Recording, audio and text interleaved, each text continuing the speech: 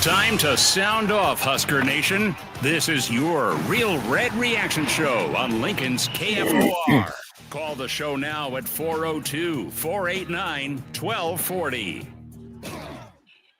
Welcome to it. Nebraska victorious in the Pinstripe Bowl, 20-15. The bullpen got a little crazy in the latter innings, but in all seriousness, Nebraska hung on and able to get win number 7 on the season. Great to have you in.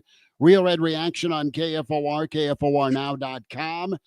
And can dial us up. Your thoughts, 489-1240, 800-825-5865. Can also jump in on the stream. Hail Varsity YouTube channel or Real Red Reaction YouTube. KG off the top rope early. I've been saying for a long time, don't come to the Bad Boy Mowers Pinstripe Bowl thinking you can beat Nebraska. Guys, that's a mic drop right there. Did you start thinking Iowa 2.0?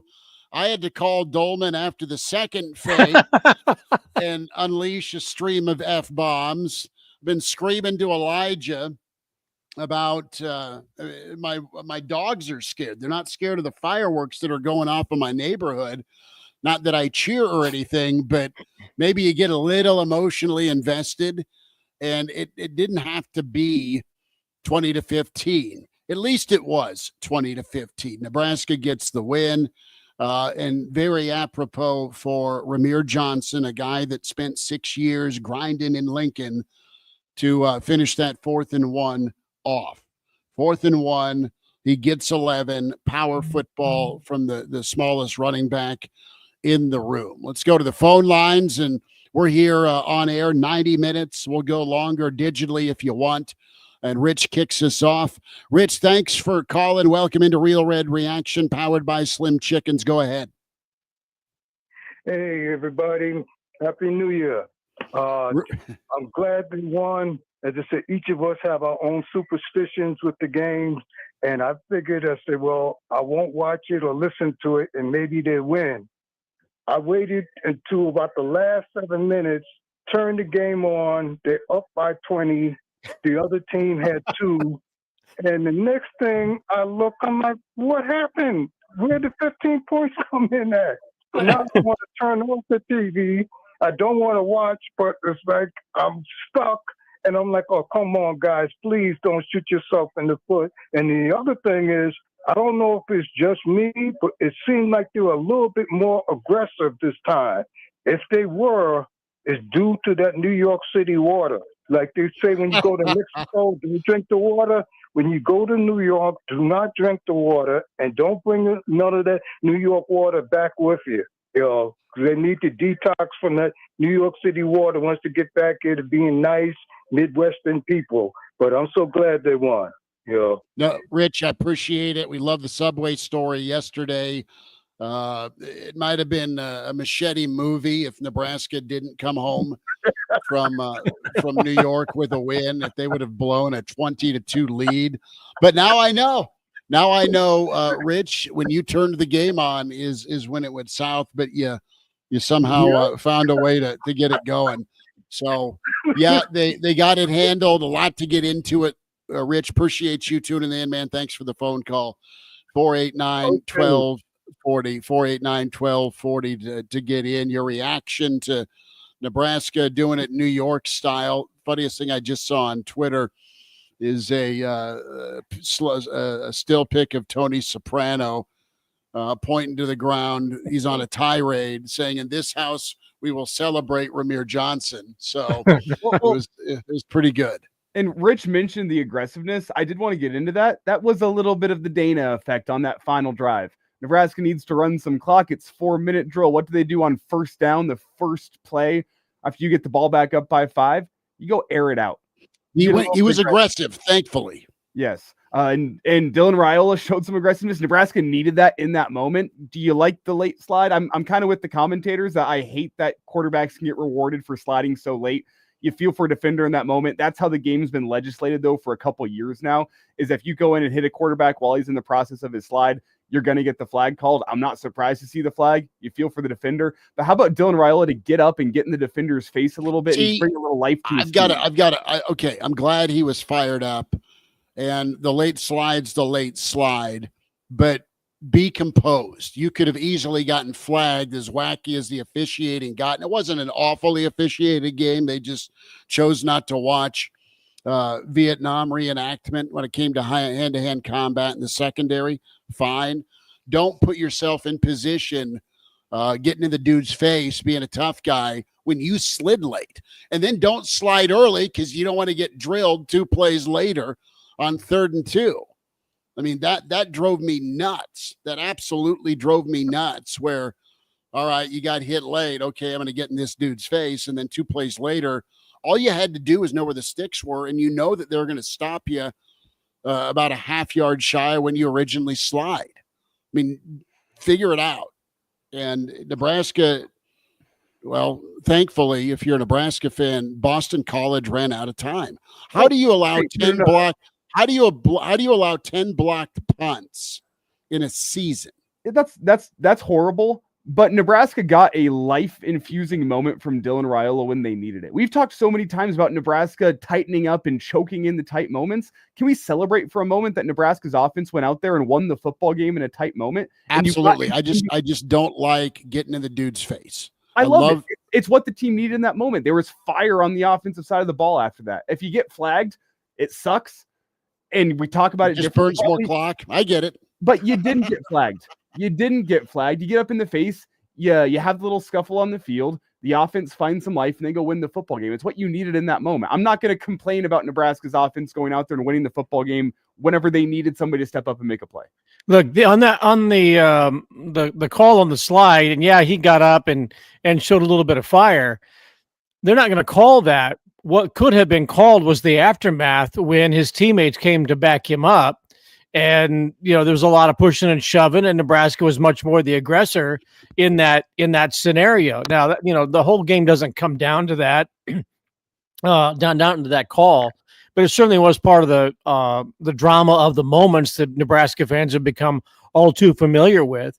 I had flashbacks to Minnesota. What was that, 2021 or whenever they had the ball first down, inside the 5-yard line or 22, whatever year it was, and couldn't score from inside the 5 again when they've been running for, 8, 9, 10 yards a pop, and then throw the ball on back-to-back plays, incompletions, and that set up the field goal. I don't really mind the fake field goal with Buschini. It was the fact, why didn't you run it when you had a chance to run it?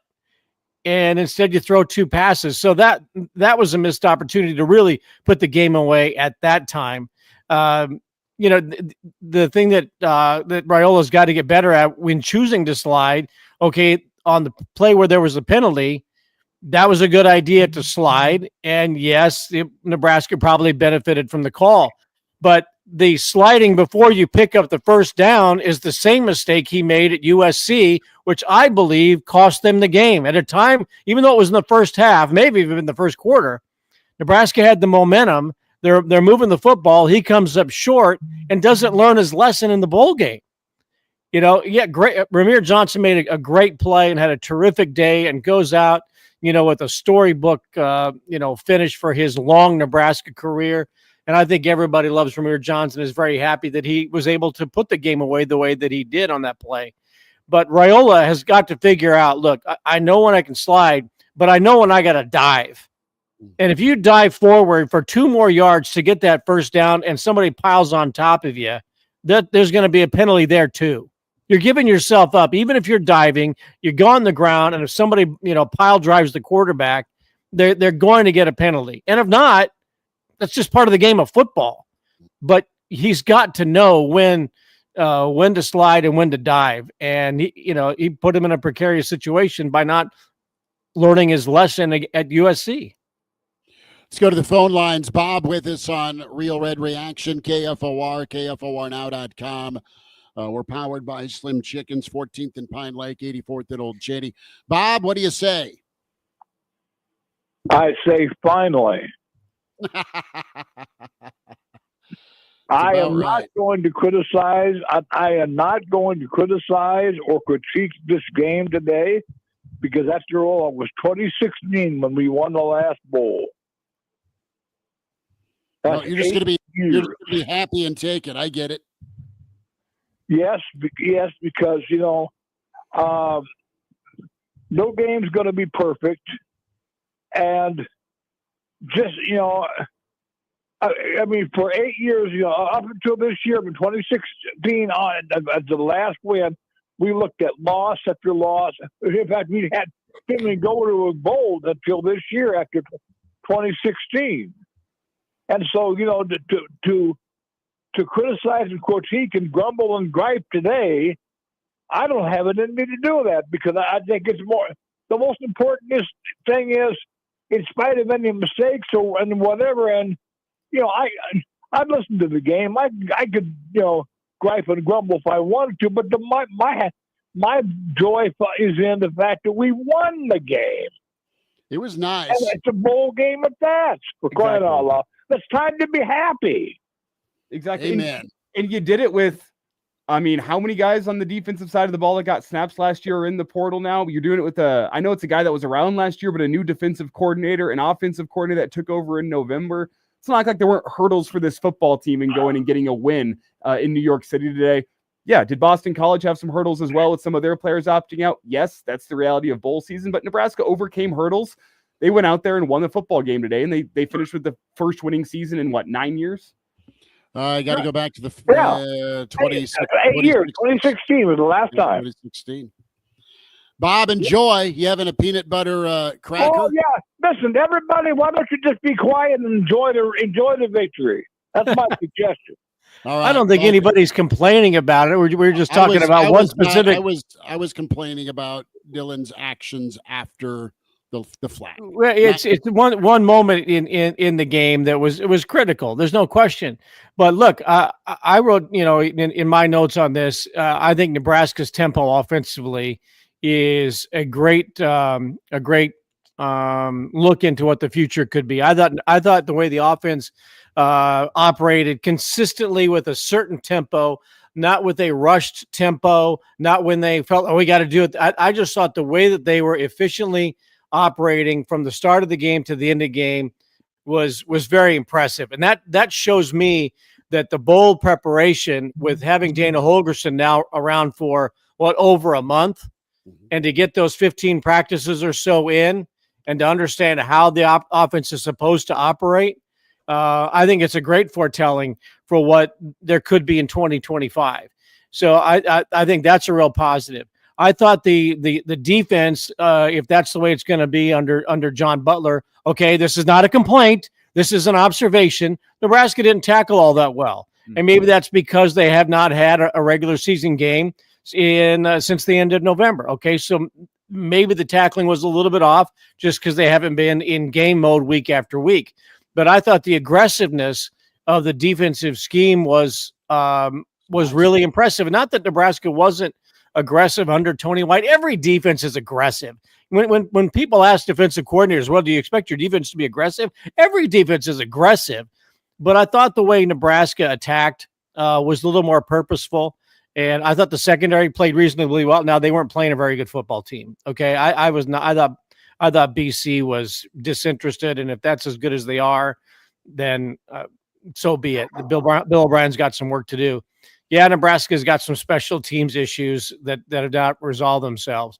But with Holgerson having 15 extra practices, John Butler being able to put his initials, his signature maybe on a defensive style, I thought we saw glimpses of what it's going to be in 2025. So for that, Nebraska probably should have won the game, comfortably, and it didn't happen, and people were sweating it out in the fourth quarter. But 7 wins on the season, and look, Nebraska is well on its way to its 64th consecutive offseason national championship. It's a record that will never, ever be touched. And I'd like to get back into this. We're going to the phone lines here in a second, but Bill kind of made a point of it. The defense, they looked fast. They flew around today. They looked confident. I want to get back into that. But we'll get into the good. All right. We'll take a little bad, and we can talk some ugly here on Real Red Reaction. But the Huskers get to win number 7. 20-15. They outslug Boston College.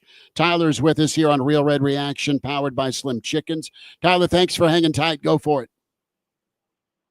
Hey, I got nothing bad to say about the game other than the way the field looked, even when, before it even started. The field already looked bad before it even started. Yeah, the Yankees wouldn't have played today. Yeah, seriously. But honestly, nothing bad. I mean, that's about the game that you would expect.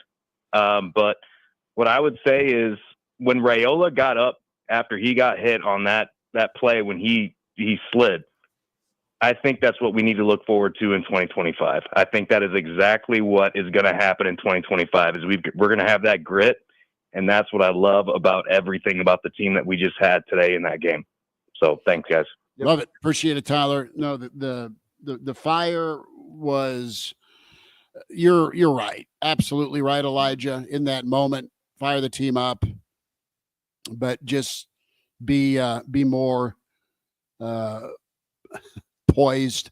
So we'll get to special teams. We'll talk defense, offense. You know what's nuts? Boston College at one point before they scored, they were running. They had 33 plays in Nebraska territory. It was probably pushing closer to 40, and then they finally scored. But as tough as third down was for the Nebraska defense, 3rd and 7 or longer, BC was 6 of 12. Nebraska in those turnover on downs was incredible. Van Poppel, Hutmacher, Vincent Shavers, my God, he's going to be fun to watch if you're a Nebraska fan. I liked how Banks played, and I liked Ramir bouncing back after the fumble. Emmett, bouncing back after the fumble, and really enjoyed too the energy Ty Robinson brought, what you'd expect. But two guys have been here for they did time. They did a dime, it felt like, for Nebraska.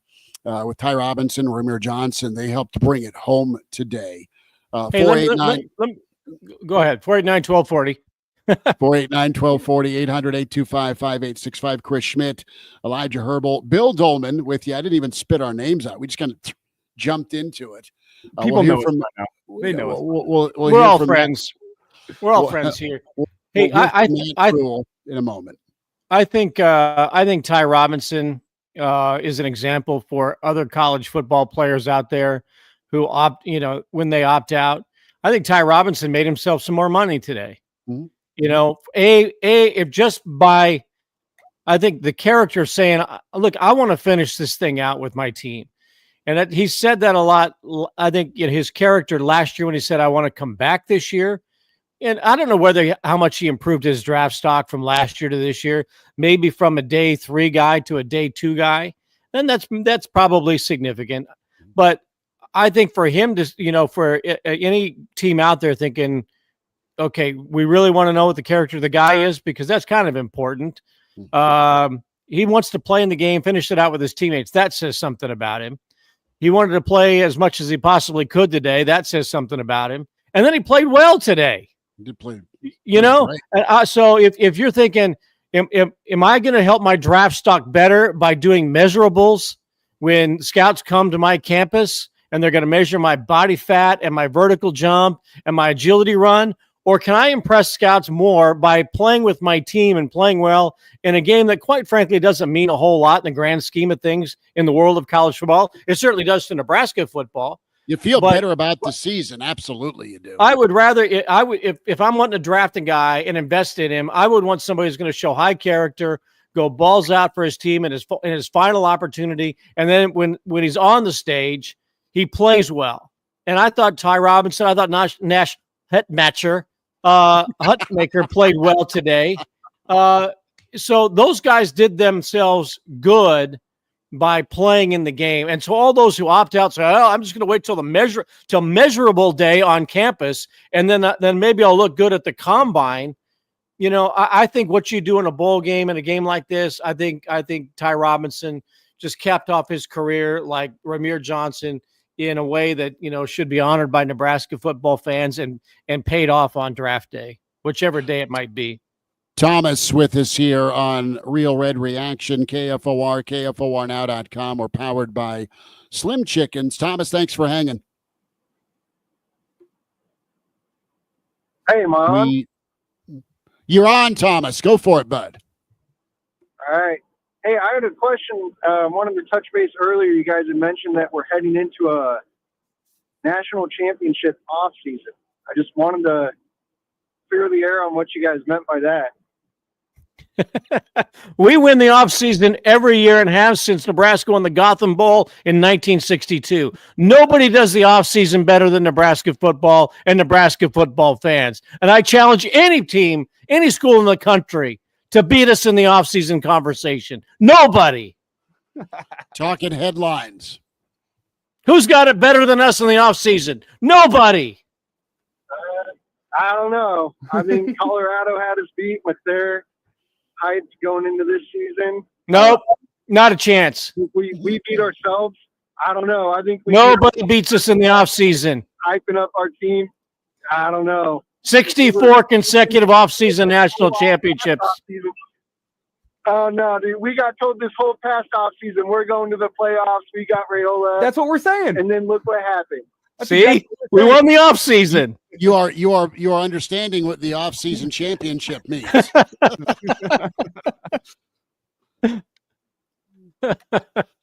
Anything else, Thomas? I guess I don't. Okay. It's the season and intensity for optimism and hope, and it's going to be better. Here's the jump. They're going to get back to old times. A lot of times, the fan base, and we grew up in the fan base, gets that feeling, and you're waiting for it to pop. At least you got to postseason this year. And you heard the announcers on ABC say, hey, this looks like a top 25 team. We're already ahead. You won some battles in the portal. You kept some guys here. Hey, maybe you get special teams fixed and third down fixed, and you keep doing your thing. Maybe it's a better bowl game next season for Nebraska, and maybe it's 7 wins by October. Here's proof of Nebraska winning the offseason, okay? Go back, I think it was a year ago. All right. I don't even know if he'd even coached a game at Nebraska, but ESPN always has a poll in the offseason about college football. And every year, Nebraska wins whatever that poll might be. And they had the question like, who's the best college football coach of all time or in the country? And the finalists came down to Nick Saban and Matt Rule. On paper, Enough said. About the offseason. I want to see games won on paper, and I want to see the program turn around to what it used to be. I'm tired of all this useless hype around stuff that does not matter other than wins. Yes, we can bring players in. We can bring coaches in, but does that produce? Yes, it produced it here. Need to make it happen on the field, Thomas. That's kind of the tongue-in-cheek part of the off-the-field title. We just almost – I agree with you, but we almost just lost today in Nebraska fashion. But Nebraska fashion, that is trademarked. Thomas, pull one and enjoy. I have come back from the dark side about being pissed about this game to now. Now, Thomas, you pulled me through the portal, baby. I'm not mad. I'm just saying this off-season winning stuff doesn't matter. We need to win games. No, you're right. It doesn't matter, but it is nonetheless inevitable. It's fun to talk about, I guess. Thomas, be good. Appreciate you listening, man. Thanks. Are you rooting for my Broncos this afternoon? Am I? No, Thomas. No, okay. No, yeah, you mentioned Colorado earlier. I didn't know. Maybe you're a Colorado guy. Oh, no, I'm not a Colorado guy. No. Ah, shame. Well, talking about the Buffs. 489-1240. Thomas, thank you. More room for you here on new caller, new listener. I like Thomas. Good for him. If I sounded like that the first 5 minutes, I apologize. He's awesome. Nobody does off-season hype like Nebraska. Can find us on YouTube, on Twitter, on social media platforms, Hail Varsity and Real Red Reaction. YouTube can stream and watch the show. You can listen on KFOR, KFORnow.com, Hail Varsity Twitter, Hail Varsity Twitter, KFOR Facebook and Twitter, as we'll get more calls. But we can start. Let's rewind it. Let's rewind it for a moment, Elijah. You nailed it with the point on Dylan's fire in the moment, right? Win in time. Go win a close ball game that turned into a close ball game. You won a one-score ball game. And Tuck jumps in and says, didn't win by 28. We'll take it. Special teams has got to get a better coach. Were you waiting on a fumble or a blocked punt or both? Because, Greg Beekert right now is pouring a little scotch, the old Colorado linebacker who returned the 2-point conversion. I think Georgia did it back in 2013. It just happened like last Nebraska. week in a bowl game. No, but I'm saying against Nebraska. Oh, yeah. The Georgia win, 24-19. Nebraska had a chance to seize control early in that third quarter. They got a little playing with their food happy or too cute. That irritated me a little bit, but then they got the touchdown to go up 20 to 2. But these are all some things they'll take with them in their back pocket from New York as far as finishing a ball game. Defense played well. Got to get better on third down, but I love the aggressiveness. I love how fast they played. We'll get some final stats here on tackles for loss because Nebraska did a great job of getting in the backfield. How about Boston College? Their run game was supposed to be their strength. They were shut out, and the old pro and Bill O'Brien right now he is skull headbutting the official to death that threw that flag in the bowels of Yankee Stadium. He would have too if there weren't cameras or people. He would have took that dude in the back and just hammered him. But Nebraska found a way to hang on. And that's I like the offense. I think that might be the biggest takeaway from today. It's ideal, in my opinion. Have you put that to rest yet? The close game snafus? No, you have not. But, I mean, how many times have we watched Nebraska tighten up in a moment like that where the punt gets blocked, Boston College finishes it off for a touchdown, and everyone in Husker Nation goes, oh no, here we go again. Nebraska battled through all of that and went and got a close victory. No, I'm not willing to say that you can start shoveling dirt on Nebraska's failures in late game moments. It's still there, but you took a step in the right direction. You finally, whenever things started going wrong, reeled it back in. You put together a 4-minute offense, never gave the ball back to Boston College and won the game. That is the most ideal way that you could finish off this season, by taking the first step towards putting your late game, tight game snafus to rest. No, for sure. Back to the phone lines. Who's with us? Jane is on the line. Jane, thanks for calling. Welcome into Real Red Reaction here on KFOR. Jane, thanks. Well, thank you. Go Big Red, but really. So I watch football. My father taught at the university. I was raised through Bear Bryant and all of the glory days. And so today I'm watching, I'm like, I'm going to suck it up. I'm going to watch. I'm going to see if they can possibly pull this off. Well, they almost didn't. And the reason I'm calling is because what the heck was that Bummerooski, or what do you call that ridiculous play that they ran? I don't know what quarter it was, but, let's score some points. Let's kick a field goal. Let's not do a trick play. And so I'm just going, oh my God, are you kidding me? The first time in how long that we've been to a bowl game, let's pull it out and let's blow it out. And we didn't, because what Neanderthals are running the coaching staff. Who would call that? So you're talking about the fake field goal? Oh, yeah, whatever it was. I'm just going, are you kidding me with this? No, it's pretty good. I lost it. I lost it. My dogs ran. They were scared. I was so loud, and then I went and vented to Bill. And to call two fakes on one drive. You just can't get too cute. Run the football. If you're going to throw it, keep your quarterback on the field. Please, for the love of God, don't make it hard. Okay. Could I just say one more thing? And so then they just showed Matt Rule's credentials. He's a loser. Hello. He's lost everywhere he's been. He's been with the professional league. And what? Okay, I'm just going to stop venting. You guys just take it from there. Thanks for listening. Love Can you. we please just start winning? Oh, can I say one more thing? Sure. I think that the whole program went to crap when Steve Peterson took over. That's my final comment. Oh, you're going to get Bill Dolman going. Oh, Bill has just gotten an IV of Red Bull, baby. Data style. I love it. We refer to that as the 4-year case of the flu. Yeah. Jane, that was fun. That was great. What was that? What in the air? Oh, my Lord. Too cute. Have fun. It's just a bowl game. 7 wins. You're going to take it and run and feel good about all the possibilities for next season. Your quarterback, your Miami pound machine at linebacker, Vincent Shavers, the defensive line, Linhart made plays, McGahee. I mean, Shavers. Let's get Shavers. Dude, that guy is gonna. He should have been right. Can we just go revisionist history? Why the hell wasn't he starting all year? Him and Bullock did a hell of a job. They were good in the middle.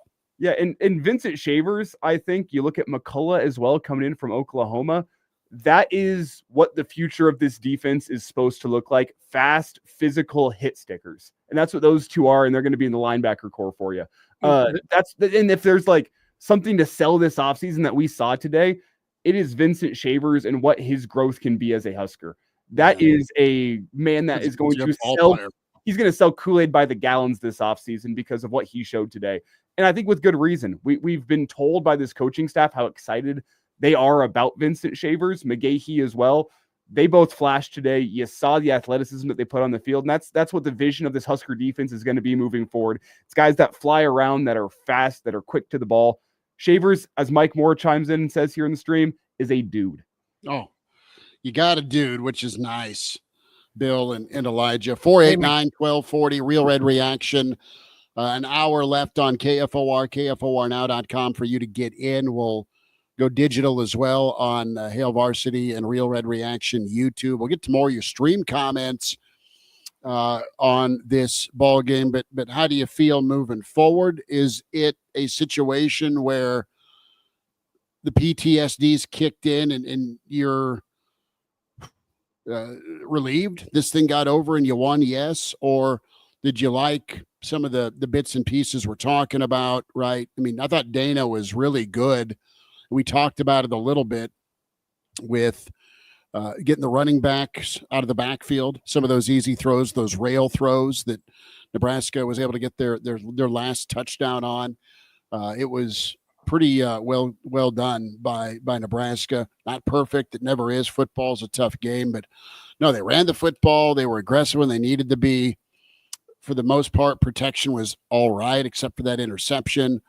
Felt good about Banks and how he performed, and you need someone to fill his shoes. But overall, Nebraska was fast. They were physical. I didn't love the tackling either, Bill, specifically in the secondary.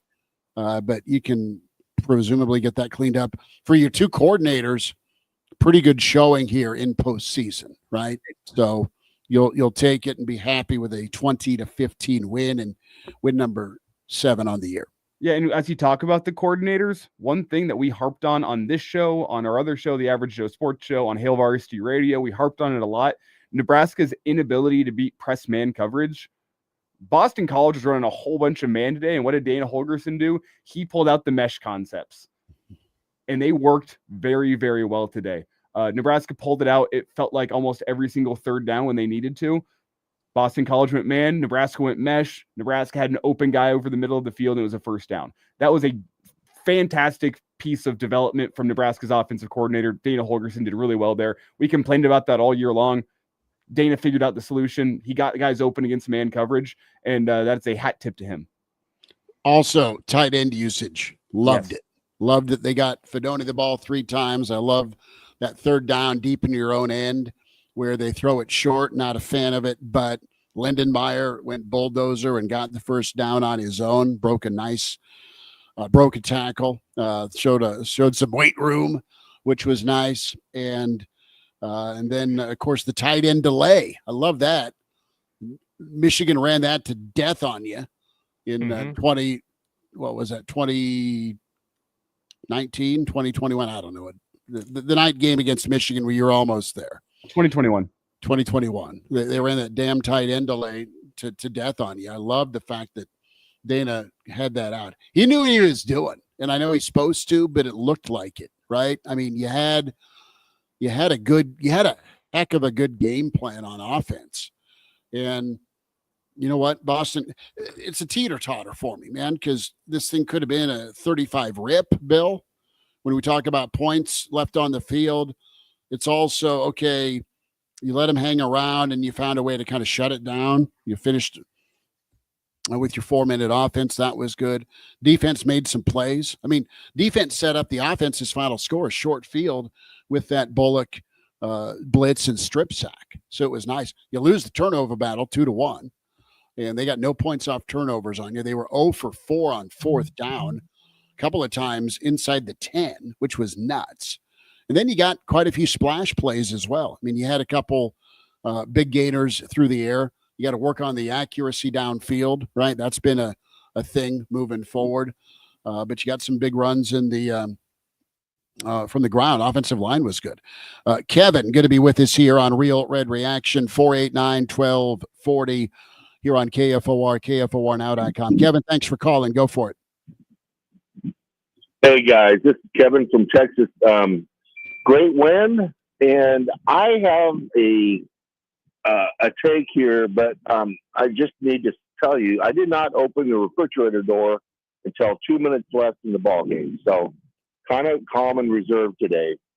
My question for you guys is why doesn't Crosby ever call in the overreaction show after this show? Because I have a feeling if he had a take, his would have been, and this is an ode to Crosby, that our Johnsons were very large today, and they got larger as the game went on. They played hard today. There's no question about it. That's so wrong. Kevin, thank you for that. They played hard today. There's no question. That's what this season has done to us. Wow. Yeah, Claus's prediction as he ended the show yesterday was monumental. And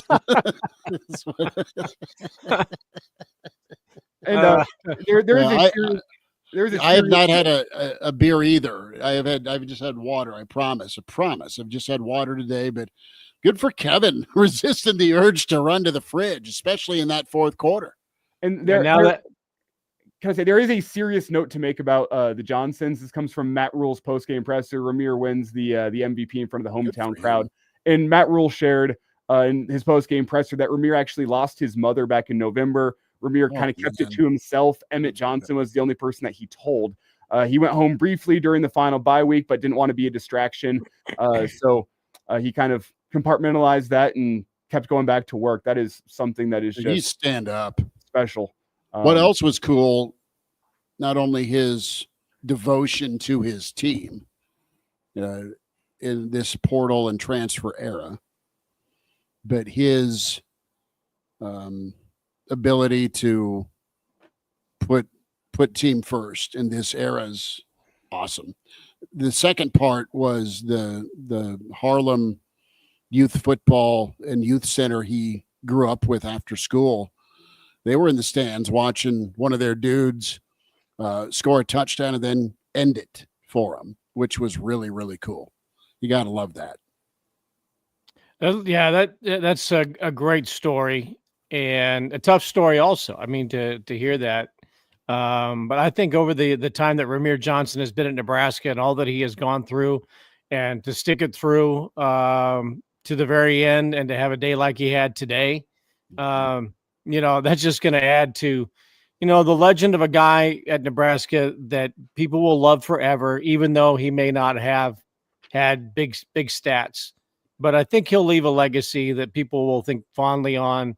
And he won't fade away. I don't think. I think a guy like Ramir Johnson is is somebody that, 10 years from now, people will talk about, I remember Ramir Johnson was that quality back that, could catch passes out of the backfield. And boy, he had a great game in the Pinstripe Bowl and all of that. So, I think for what he's been through in the COVID era, the Frost era, the new era with Matt Rule, the coaching changes, all of that stuff, to go out on a day like this adds to a legend of a player that, statistically, he's always going to be probably on the chart somewhere, but it's going to be by what he did. And I think that's probably more important than anything else. Kind of like a Dan Alexander to a certain extent. Dan Alexander had, a decent career at Nebraska, but people remember him for the kind of character that he had. He went on to play in the NFL. I don't know if Ramir Johnson will or not, but you remember people like that. That's one of the special things about Nebraska football and the relationship that the players have with the fans. They remember the kind of character of a person you are.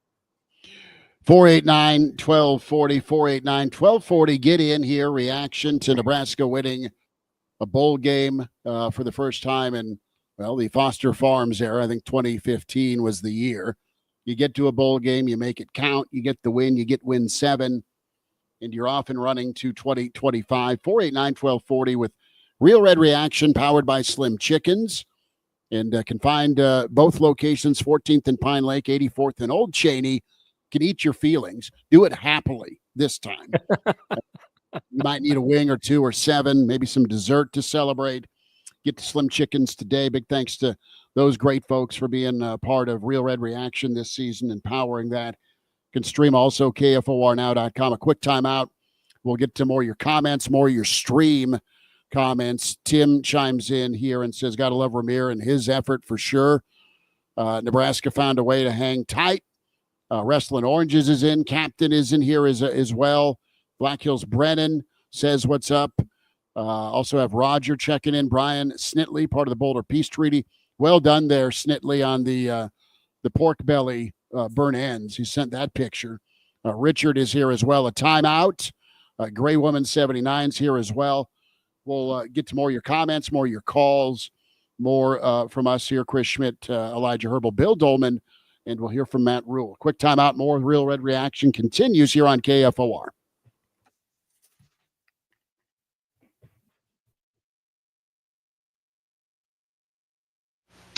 1 in 3 adults has prediabetes. 1 in 3. That means it could be you, your football buddy, your football buddy, or you, your best man, your worst man, you, your dog walker, your cat jogger. While 1 in 3 adults has prediabetes, with early diagnosis, prediabetes can be reversed. Take the risk test at doihaveprediabetes.org. That's doihaveprediabetes.org.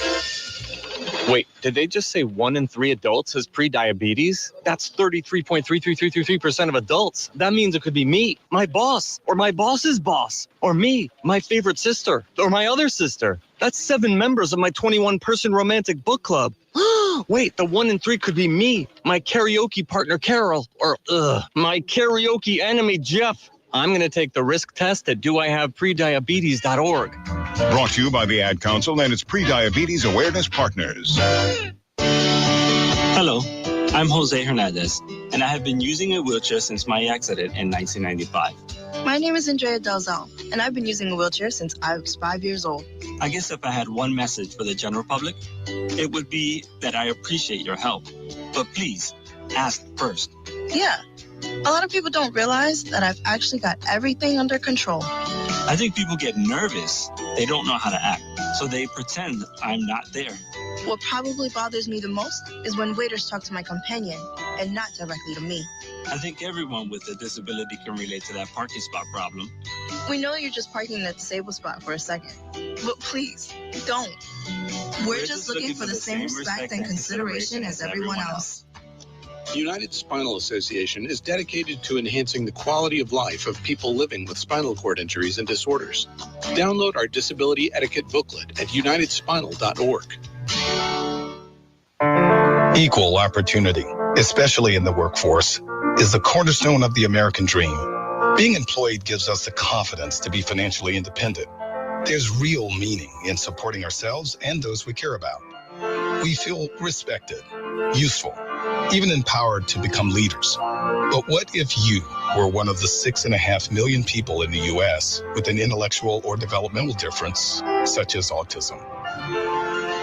81% of adults with developmental differences don't even have a paid job, and only about a third of the public believes they're capable of having leadership roles. Now is the time to change that. Join the SunTrust Foundation in supporting Autism Speaks, Best Buddies, and Special Olympics in creating pathways to 1 million employment and leadership opportunities for this talented community by 2025. Together, we can build a broader workforce for the future. Visit deliveringjobs.org to learn more. Adopt US Kids presents What to Expect When You're Expecting. A teenager. Learning the lingo. Today I'm going to help parents translate teen slang. Now, when a teen says something is on fleek, it's exactly like saying, that's rad. It simply means that something is awesome or cool. Another one is totes. It's exactly like saying, totally, just shorter. As in, I totes love going to the mall with Becca. Another word you might hear is jelly. Jelly is a shorter, better way to say jealous. As in, Chloe, I am like so jelly of your unicorn phone case. You don't have to speak teen to be a perfect parent. Thousands of teens in foster care will think you're, rad, just the same. To learn more, visit adoptuskids.org. A public service announcement brought to you by the U.S. Department of Health and Human Services, Adopt U.S. Kids, and the Ad Council. What is dedication? I am the father of a 9-year-old little girl and a 6-year-old little boy, and I find fatherhood both relentlessly challenging and relentlessly rewarding. My daughter is biological and my son is adopted. I love them both so much, from the morning when you wake up to putting them to bed at night and every moment in between. It really is so special, and boy, is it exhausting. One thing that I fear about being a parent is the future for my children. I think a parent's job is to protect our children, but also prepare them for the world so they become good, kind human beings. But I'm also hopeful that the future holds a more inclusive and compassionate world for them. That's dedication. Find out more at fatherhood.gov. Brought to you by the U.S. Department of Health and Human Services and the Ad Council.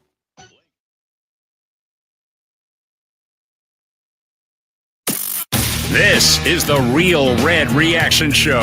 Phones are open now. 402-489-1240.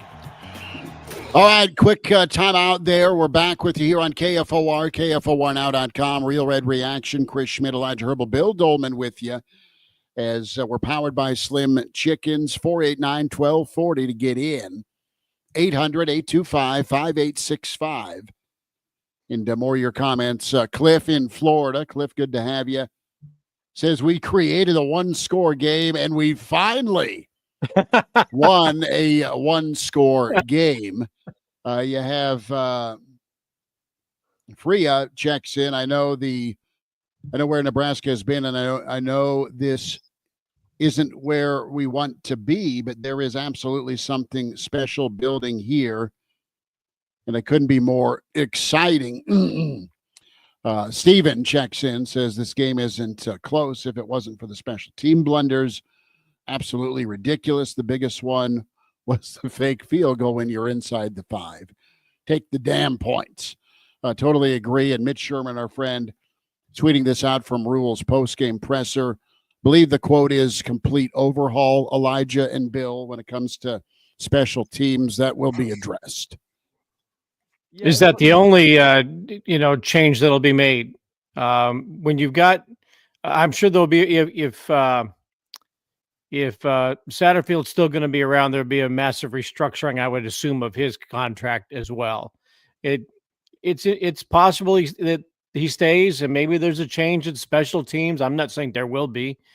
It's possible there could be a couple of changes on Nebraska's coaching staff in the coming days, and I think the people have to be ready for that too.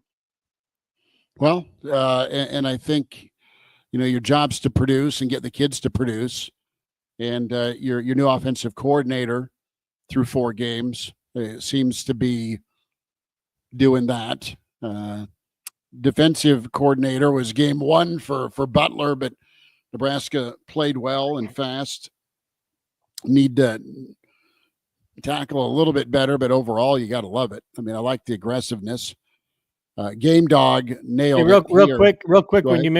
you mentioned defense, they're playing an optional defensive game today in the Miami Iowa State bowl game. It's 21-14 in the first quarter. So defense is optional in that game. Miami going with the all orange look. So Yeah, I know all you're a fan orange of and no D. Yeah, I know you're a fan of the Kitty Calhoun pants. So Game Dog says 77 played is off today. We're gonna have wish he could have gone up against Izaraku. Nebraska has a solid left tackle for the future. We're big Gatula guys. Not only Papa Bear the coach, but watching Gunner and covering him is nice. Rule of the day says I'm happy.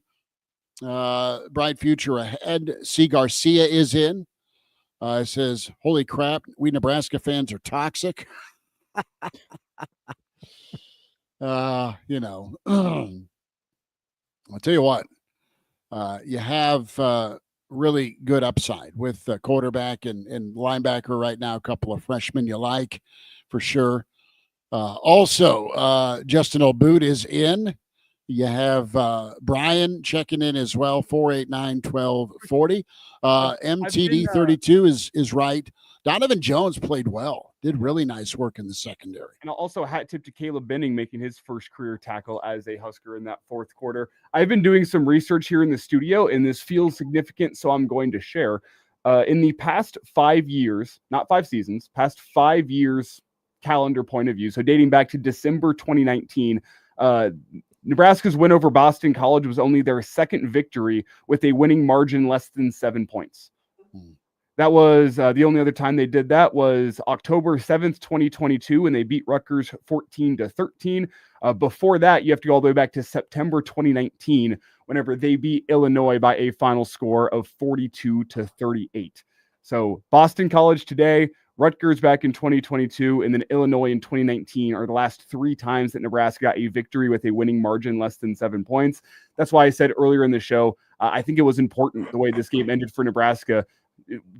Is it disappointing they let Boston College get back into the game? Yes, a little bit, but I think it's probably more important that they got a victory with a margin less than 7, because it doesn't happen very often, and Nebraska's struggles in that department are well documented. Do we have Rule? No, not yet. Not yet. Okay. We'll get to Matt Rule's post game.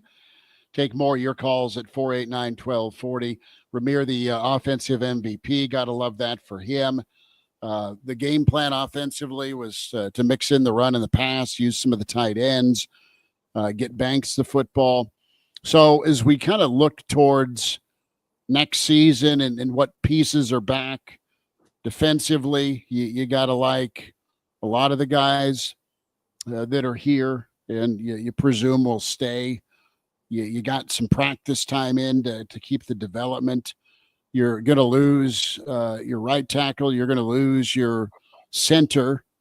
But overall, what do you guys think of Boston College? I want to go there for a second. And they had some pretty untimely penalties that killed them.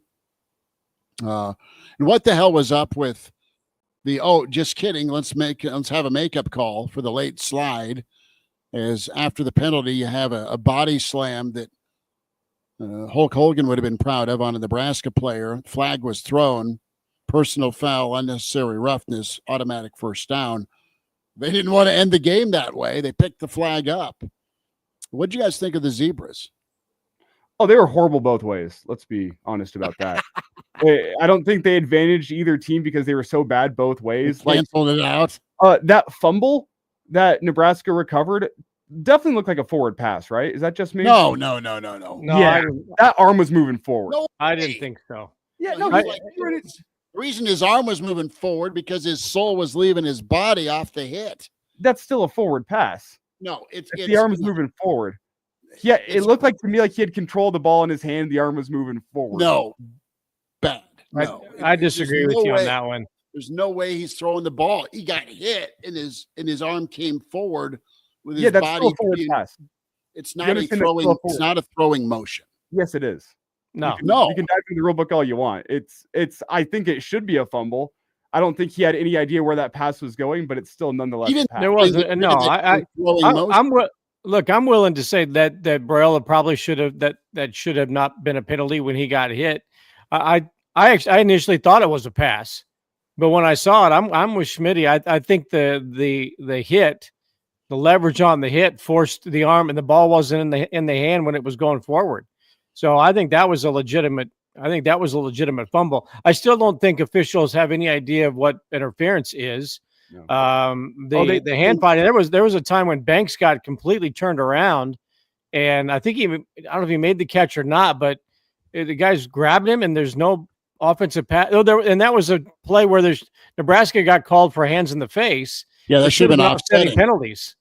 Well, and then how about the interception? Banks is coming back for an underthrown football and gets tackled. And the dude's able to go make the interception. I'm going to sound like a Boston College homer here because I know we're talking about the ones that disadvantage Nebraska because those are easier to remember. But the Dylan Raiola grounding call absolutely should have been grounding. It wasn't, oh my God, somebody's in my face, I'm just going to get rid of it out before I get outside the tackle box. The wide receiver ran the wrong route. Yeah, it's still a grounding. No, there should be. There was no one in the area. That wasn't grounding it's not letter of the law grounding. That's what I'm saying. If umpiring has taught me anything, it's that intent doesn't matter. What happens does. And what happened was a pass to nobody with no one in the area. Intent always matters. No. Yeah.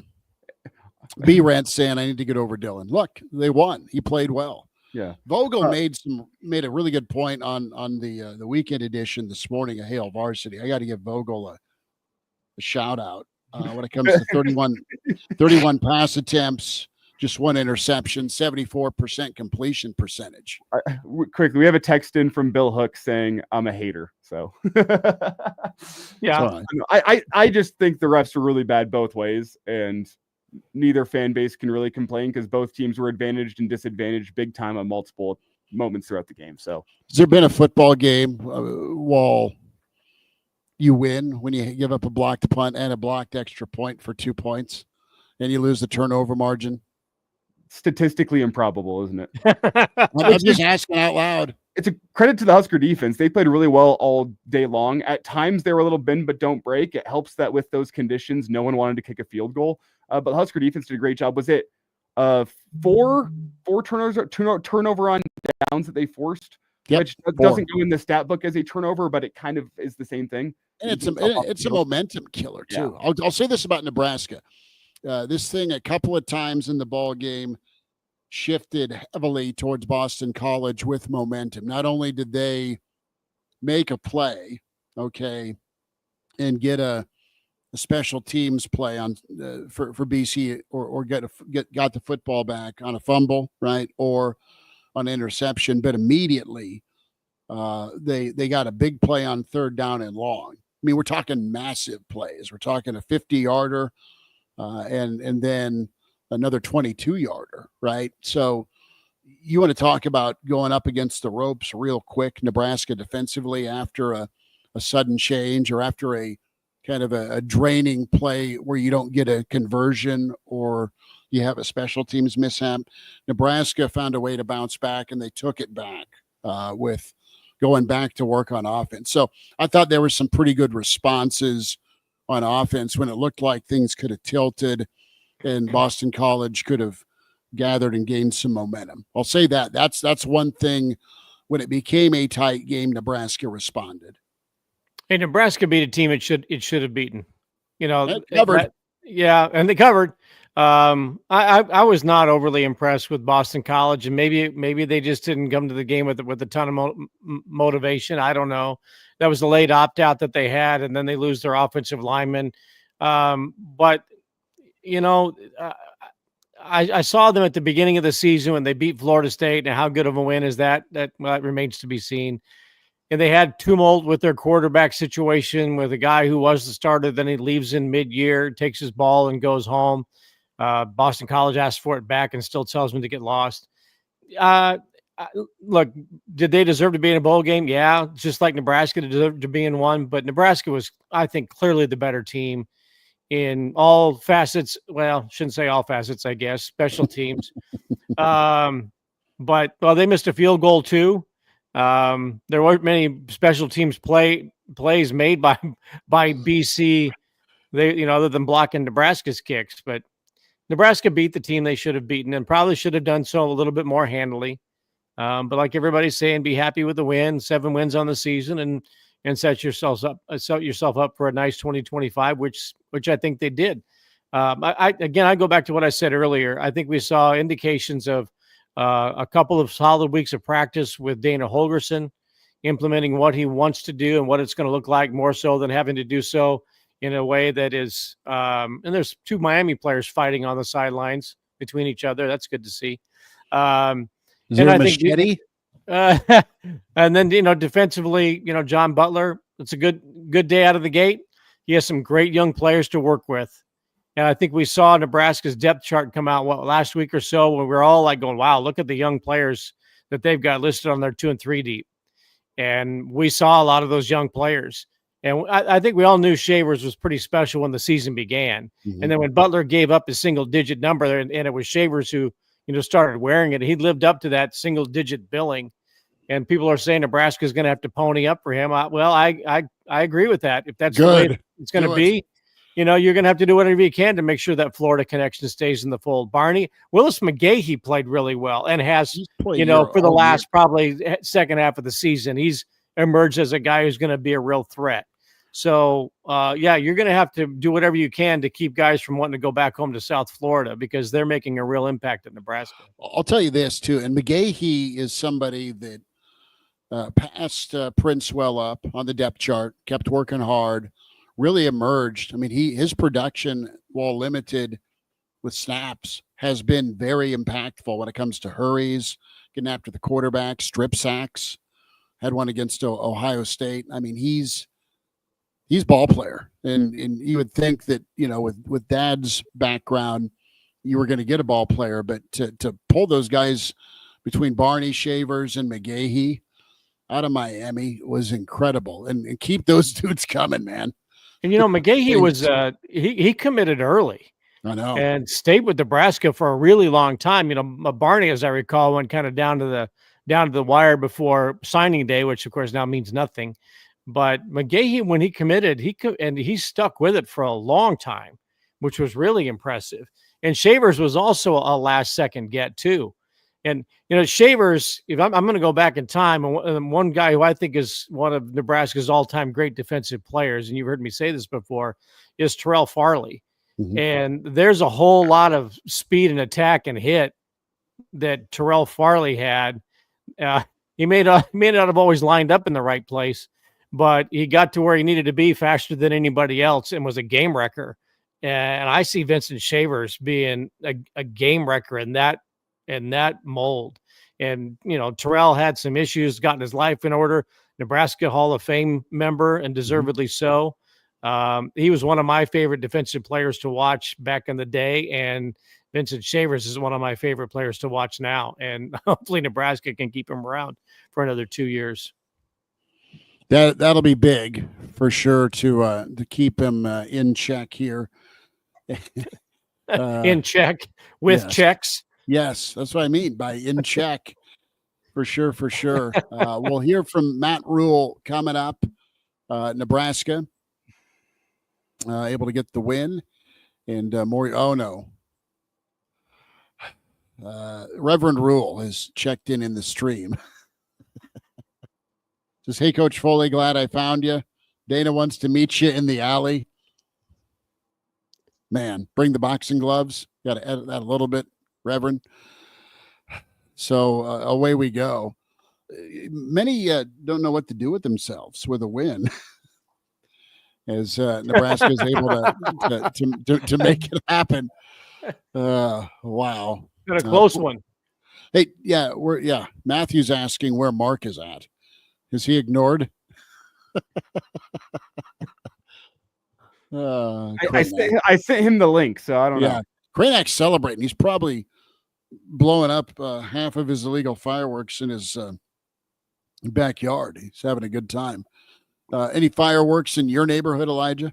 Yes. The dogs were quite upset about that. Actually, after every single Husker score, someone around me was lighting off fireworks. So I think my wife she's in the bedroom watching, I don't know, something god awful probably, but she has had these dog treats that are called quiet times.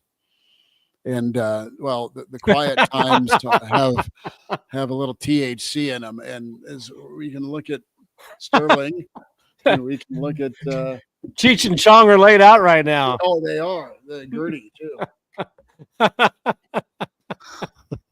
Wasn't me. It was the lovely wife. Numbers to get in: 489-1240 to check in. 800-825-5865. Real Red Reaction, powered by Slim Chickens, 14th and Pine Lake, and 84th in Old Cheney. It's where you go and can get the wings, you can get the chicken fingers, get the coleslaw, get the dessert. It's outstanding. So we've hit officials. We've hit Nebraska's game plan. We've hit some of the players to look forward to in 2025. We love the fact that Ramir had his finish. I liked Emmett's bounce back as well. Guys, what do you think of, and this has been brought up in the stream, I want to get there. We talked about McGahee, where he can go and grow as a pass rusher. Lenhart's been pretty good against the run when we've seen him, and he had a couple of plays today. Van Poppel was in on that one of those fourth and one stop. And you want to talk about a game of inches? That was a critical part where, again, Boston College is knocking on the door to make it a tie ball game or cut it down to just a 7-point difference. With that being said, you have Shavers on that second down, make a tackle shy of the sticks. All right. You have Shavers make a tackle on a run blitz where they lose a yard or there's no gain. So back-to-back plays inside the 10 when it's still a tight ball game before it got to 20-2. And then, of course, Boston College tries to go for it on 4th down and 1, and Van Poppel helps with the defensive line collapse. And I know those are just huge when we look back at this ball game, how it ended up where it was in the competitive moments. Bill, it was pretty impressive to see that freshman do his thing. We say that guys at this point in the season aren't freshmen anymore. Well, Shavers looks like an all Big Ten guy, and I know that's hyperbole and quick knee-jerk reaction, but he played that well today. He's great to watch. And somebody in the stream mentioned Demario Williams. I'm not going to disagree that Demario Williams wasn't that kind of player too. I just know the kind of game record that Terrell Farley was. And I think I'm not sure Demario Williams was 100% the game record that Terrell was. But I see that in Shavers. That's all. I'm not dismissing Demario Williams by any means at all. One of the things, there aren't a lot of points scored when the ball gets inside the 5 in a Nebraska football game, whether it's the other team's offense or Nebraska's offense. Nebraska's offense doesn't punch it in all that much, and teams have a hard time punching it again against Nebraska. When the ball gets down to the 5-yard line, those guys they're pretty stingy. And to see the kind of plays that young players are making, and we've talked too in the off this throughout the season how important Riley Van Poppel is. Mm-hmm. And for him to apparently be back in the fold for next year, that's significant. But I like the way Nebraska attacks. I like the physicality when the ball gets inside the 5. Now Boston College after the punt return or the block punt and the return all the way down to the 1-yard line. Yeah, there was a sense of inevitability that they were going to score, and they did just because it's a momentum play. Yeah. But I'm watching that play develop, I'm thinking, well, if Nebraska stops them around the 9 or 10, they may not get in. That's how good that defense has gotten, how stout Nebraska's goal line area defense is. Another player also that got a lot of run today, and deservedly so, is Cam Lenhart. Yeah. And, I think the announcers, Mike Monaco, who I think is a terrific young announcer, by the way. I think Kirk Morrison does a good job as an analyst. I thought their open was hokey and should not have been done. But anyway, that's an aside. But they talked about how, Matt Rule had said Cam Lenhart had kind of a down year. And I suppose he probably did, because he wasn't that wasn't talked about all that much during the course of the season. And he's overshadowed by Hutmaker and Robinson. But he played well today, and it should not be left out that he was playing back at home too. He's from Staten Island, New York. Yeah. So there was a little inspiration for Cam Lenhart. And I think when we all see Cam Lenhart come to the podium, we all think he's Nebraska's newest assistant coach, or perhaps somebody in the athletic administration. Look like a grown man, doesn't he? He does, and he conducts himself professionally. Like, why didn't you wear a suit today? I mean, he's an impressive guy, and he's another one. I think that if he comes back and sticks around for another, whatever couple of years he has left, he and Van Poppel, and Judy's coming back next year too. Nebraska's got a pretty formidable, and they may not be as big along the D line as they are with Robinson and Hutmacher, but they've got some athleticism there that could be real difference makers now on the defensive line. Okay. No, I like it. I like it. KG thinking for the marketing department. Vincent Shavers needs an NIL deal with Gillette.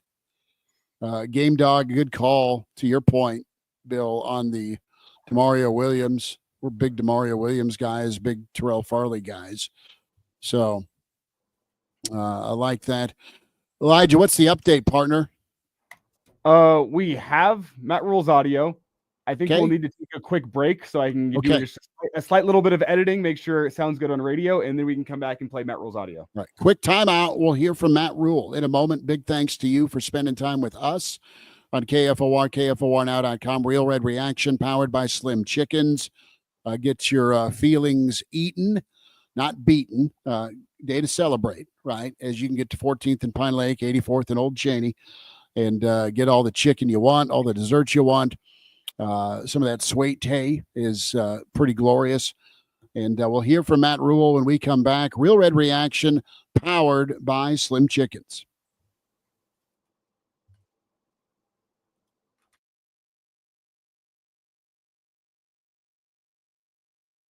ADHD. It's the child who can't pay attention or sit still in school, right? The answer may be yes. Attention Deficit Hyperactivity Disorder, or ADHD, can be complicated, and it can last a lifetime. Living with a condition can sometimes be a challenge. It may take years to accept a formal diagnosis, and it's not always easy to find the right treatment plan. Did you know that up to 75% of children and adolescents with ADHD have at least one additional mental health condition that also requires a comprehensive approach to treatment?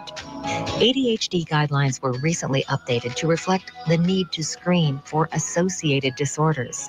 Be sure to talk with your child's doctor about proper screening and visit moretoadhd.com for additional information. That's moretoadhd.com.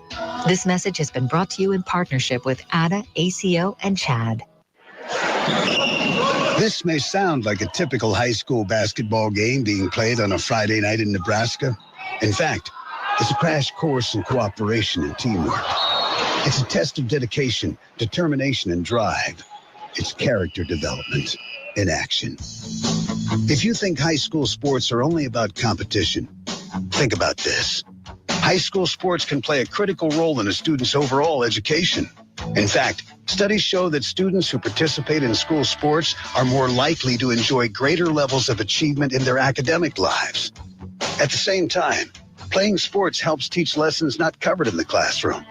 Lessons like tolerance, respect for the rules, and the importance of supporting your community. High school sports, a winning part of a complete education. This message presented by the Nebraska School Activities Association and the Nebraska State Interscholastic Athletic Administrators Association. Before I was adopted, I felt like nobody wanted me. I felt like my life was already over. At a certain age, they don't want you. You're troubled and stuff. Even if I wanted to be adopted, who would adopt a 17-year-old? Inside, I knew, I'm not a troubled kid. I know what I'm in for, why I'm here. My biggest fear was that I would age out and not know how to be sufficient on my own. I had nightmares every single day at my birth mom's house. It was just really scary for me living there. I was scared, I was lost, and I felt hopeless. I felt like, don't I deserve to feel happy and loved? I just wish I'd gotten adopted sooner. Unfortunately, the number of children waiting to be adopted from foster care is on the rise. The Dave Thomas Foundation for Adoption is the only public nonprofit charity in the U.S. focused exclusively on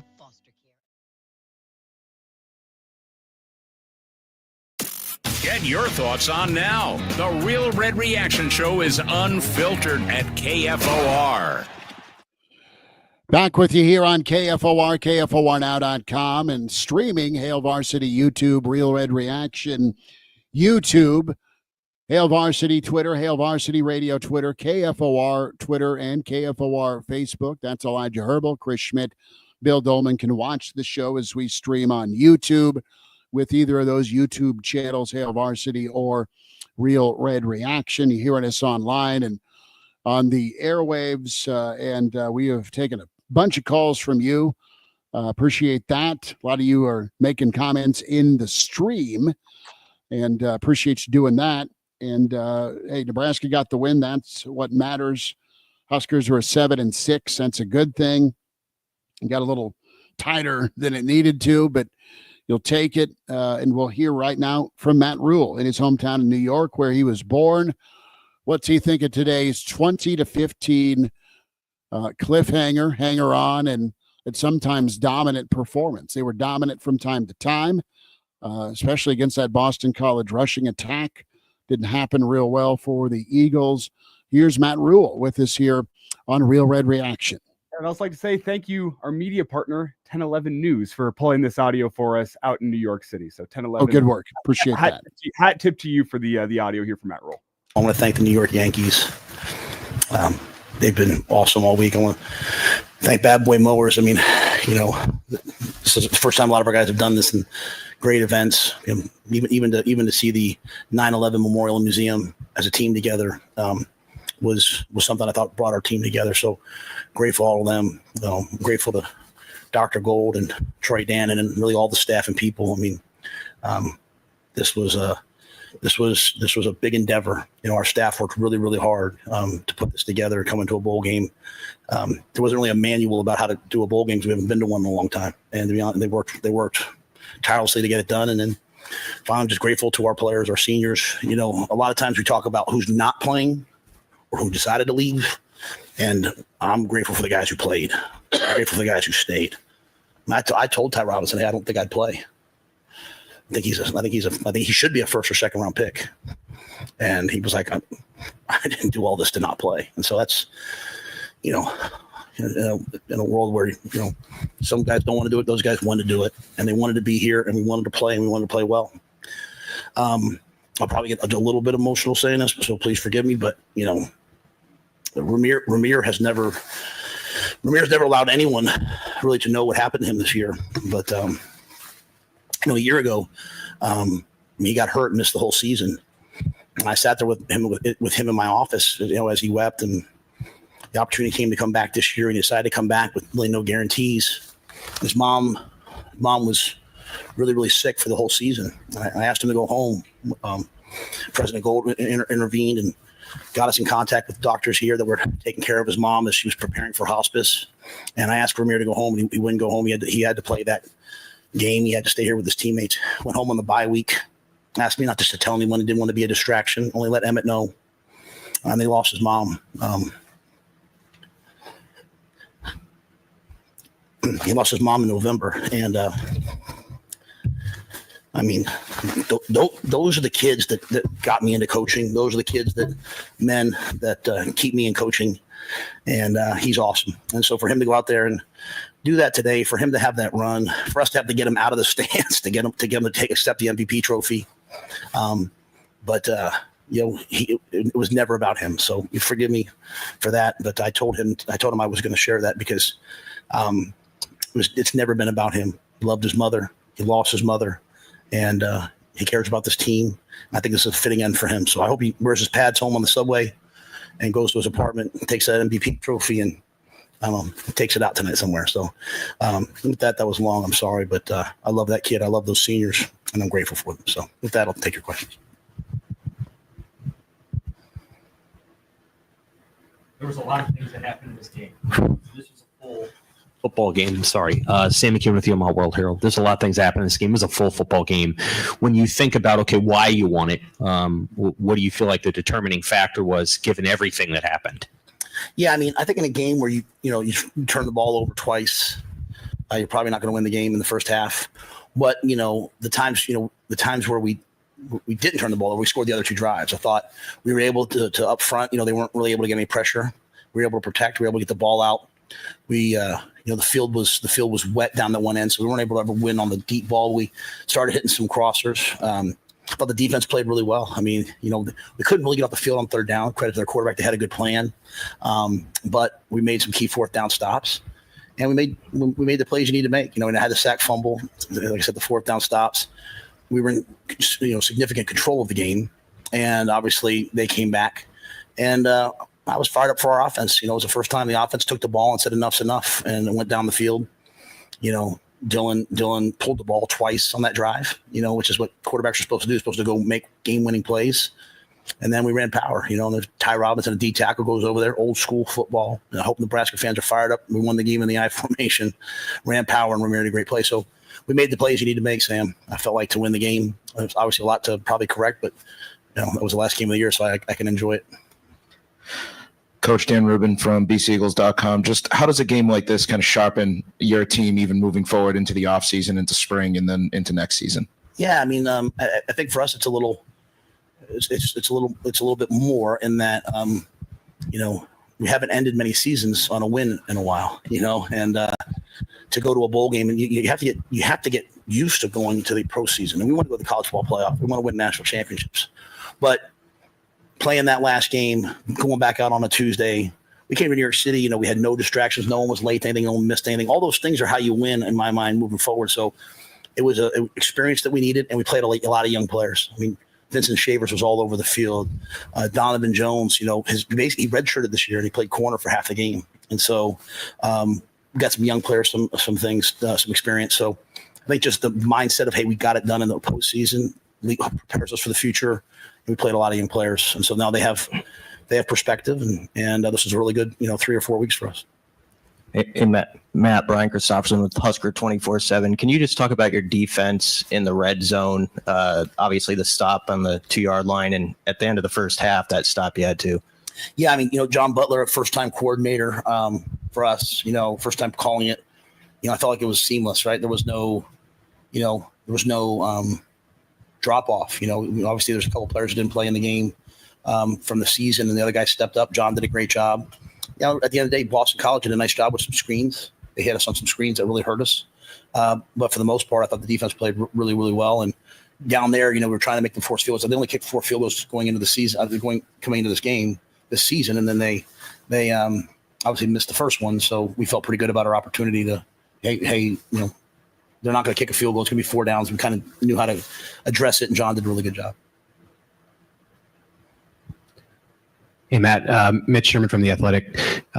The block punt at the end and the 2-point score on the extra point, how do you initially assess all of that in the context of some of the stuff you've also had happen all season on special teams? Yeah, it wasn't very good, I mean, you can't get a block punt. I didn't even see necessarily how it happened or who was wrong or right. So I have to see that. I have to go back and see that. Obviously Deshaun's on the punt team and he came off. So I really don't know if it was him or I think I look like the replay of the Shields. So I have to do that. Go back and look at that. Just a bad snap. We've had snapping issues all year long. I think we've tried to already address that for next year. But I thought we did some good plays too. I thought we obviously the fake punt was kind of a big call, gutsy call that they've worked and executed, and then a fake field goal was, probably should just drop back and throw it again, but we had the numbers there. It's just the kid made a good play. So yeah, I mean, there's no secret. To be what we want to be next year, we have to be Same defensively, probably a little better in some areas. We have to really improve on offense. And I think we're all seeing sometimes signs of what it's going to look like. And then special teams, we need a complete and total overhaul of that. We have to be better at that. And, I always put those things on my shoulders. We'll get it done. But it has not been good enough this year. Hey, Matt, over here. Sorry. You're good. Jamal Banks came up with several big catches today. Just what did you like about that one-on-one matchup and the way that Dylan targeted that today? Yeah, Boston College came out and played a lot of man, a lot of pressure. And we did a nice job of picking those pressures up. And then you need guys to win one-on-one. And Jamal was able to win, several of those plays. Had another one that obviously got called back for the hands to the face on us or whatever it was. But Jamal's another one of those guys, man. He's out there every day at practice. He's a leader. He's made that room better. If you're in that room with him, you can't say you don't know what it looks like because he's made that room better. He does everything right. And there's big catch radius. I thought he played really well. One on a slant versus man, one on a go ball versus man. Made a great one-handed catch. I think that got us going. So I appreciate him very much. Hi, Matt. Over here at Vienna with Nebraska Unlimited. So I was just wondering, what do you have to say to all the players as a collective group, and then also all the fans that showed up today for you guys? Yeah, the fans were awesome. They've been awesome all year, and I heard our guys early on in the first drive. They're like, hey, this is going to be a home game, and so I think that sends a message to our guys that, hey, we better play well. So I can't thank the fans enough. It was cool just being downtown, walking around and seeing people, wearing Nebraska, colors in Times Square. Very cool.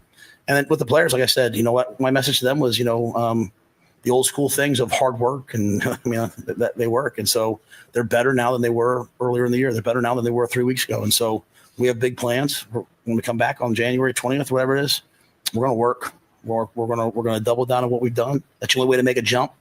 And, I think they all understand that. And I think they all have aspirations of something really special at Nebraska.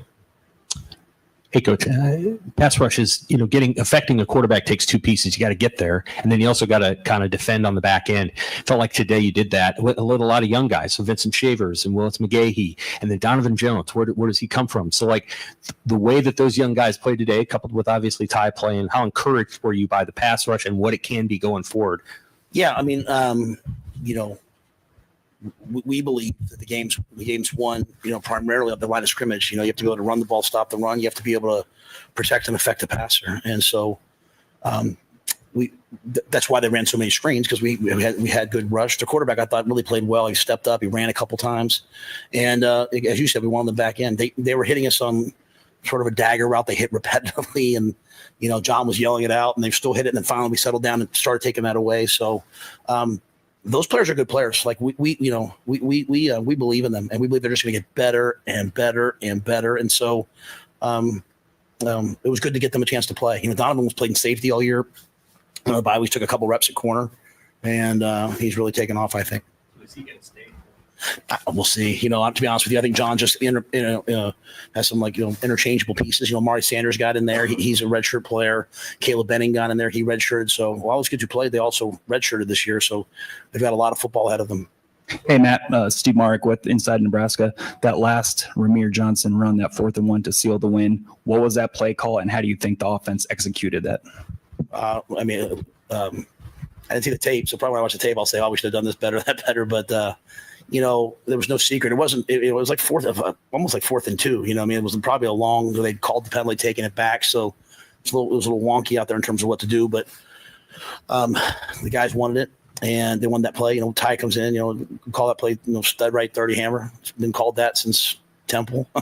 It's our play, and I think we scored on that on the touchdown that Quentin Ives scored, and then there again Ramir at the end, and everyone has to do their job on that play. They have a chance, and it was a great run. A great run. Even then, he had 5 points of ball security. He knew the situation.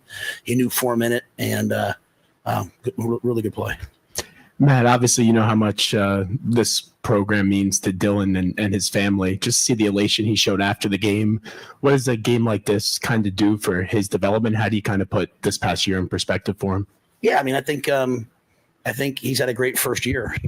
Playing quarterback as a freshman in the Big Ten is not easy. And one of the things I told Dylan was, hey, you can go some places where, the team at the present moment is significantly better than all the teams around them. And then you're going to have to, like, maybe once a year, twice a year, make a throw to win a game. And then you're going to get drafted by probably the worst team in the NFL. And they're going to say, hey, put every game on your back. And so you look at the great players in the NFL, the Mahomes was like, every game that Mahomes was at Texas Tech, he had to go win the game for them to even have a chance. And so Dylan's had those opportunities this year. Like, hey, Dylan, for us to have a chance, you're going to have to play well.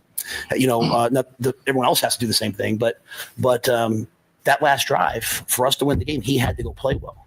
And for him to pull the ball, like the one he pulled the ball on, you would never suspect he's going to pull it there.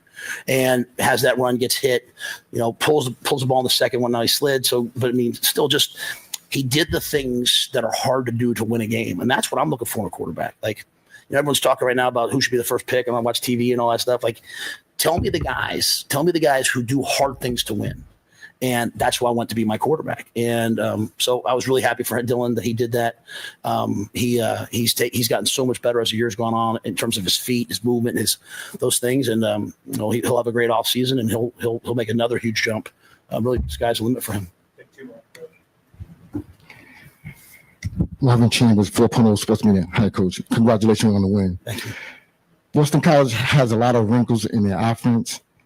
I want to talk about, and can you talk about the defense playing with disciplined eyes and coming down the lane and protecting the outside? Yeah, we knew one of the big things in this game would be, if they could, they'd run the ball 60 times. They have a tremendous run game. And I thought we did a good job of that early on. Obviously, as I said, the screens hurt us.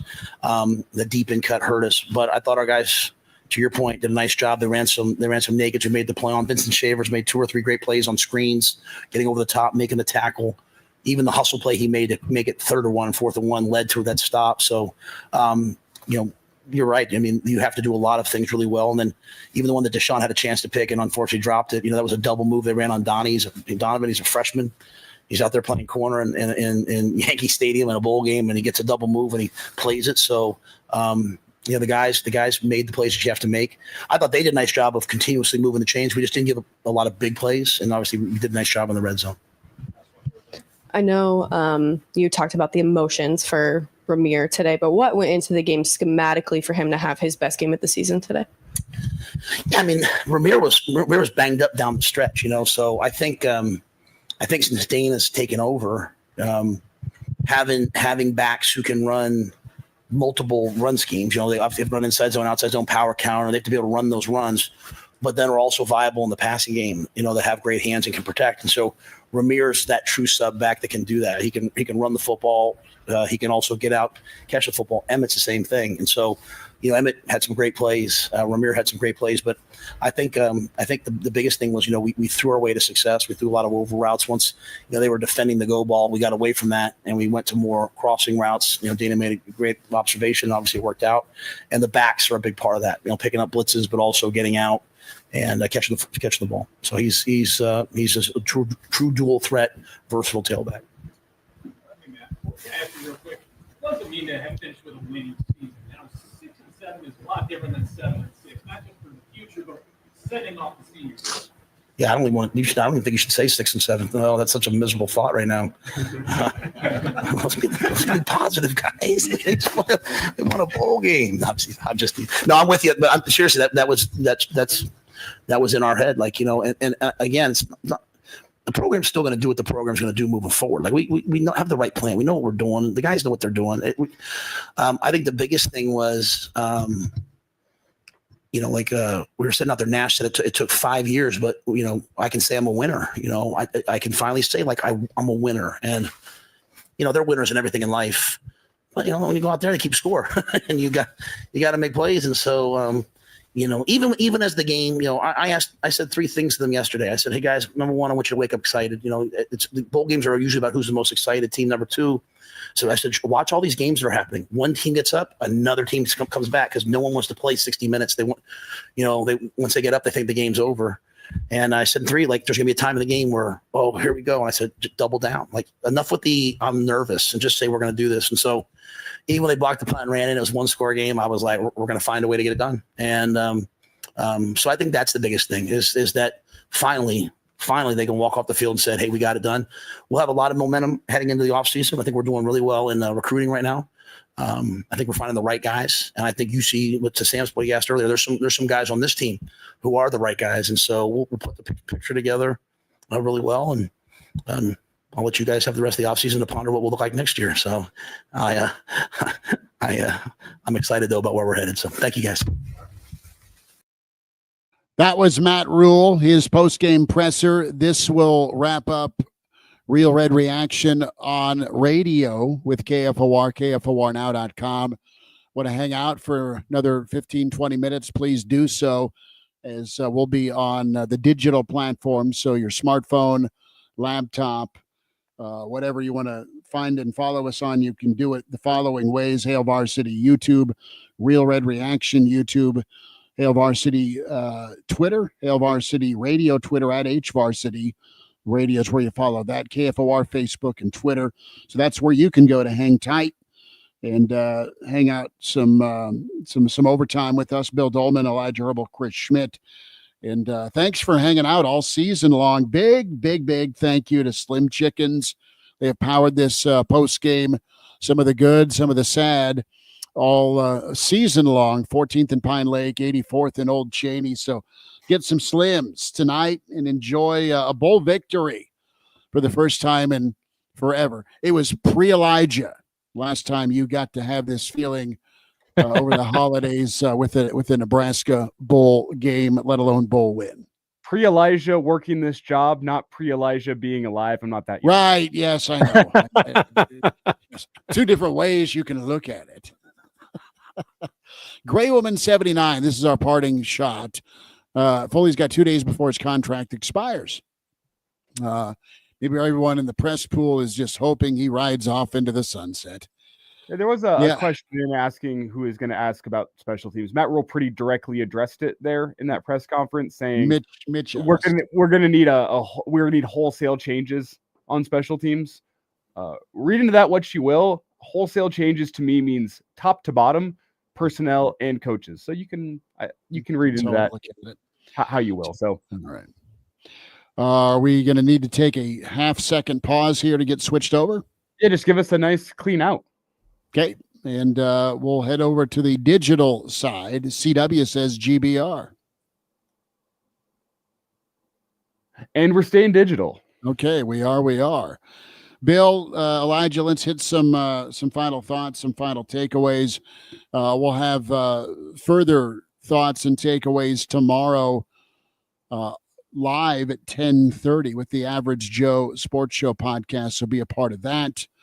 You're welcome to do that. Please do that as part of your Sunday morning ritual, forgiveness. Is that right? I mean, something like that. We got to bring back the Dolman Sunday sermons. Oh, boy. I'd have to go back into the archives to get the one about clowns pleasuring themselves on cable access television. Wow. But may have been the greatest piece of writing that I'd ever done in my career. And you don't have a dime of residuals for all those 5 straight Big 8s. Clowns doing what on what? That does predate you. Yeah. What was the cable access channel? I don't remember. I mean, we Nebraska had like Star City or something like that, and it was just a cable access channel, and some guy would dress up in a clown outfit. But punching the clown. Yeah. So there you go. Elijah, you seem distraught.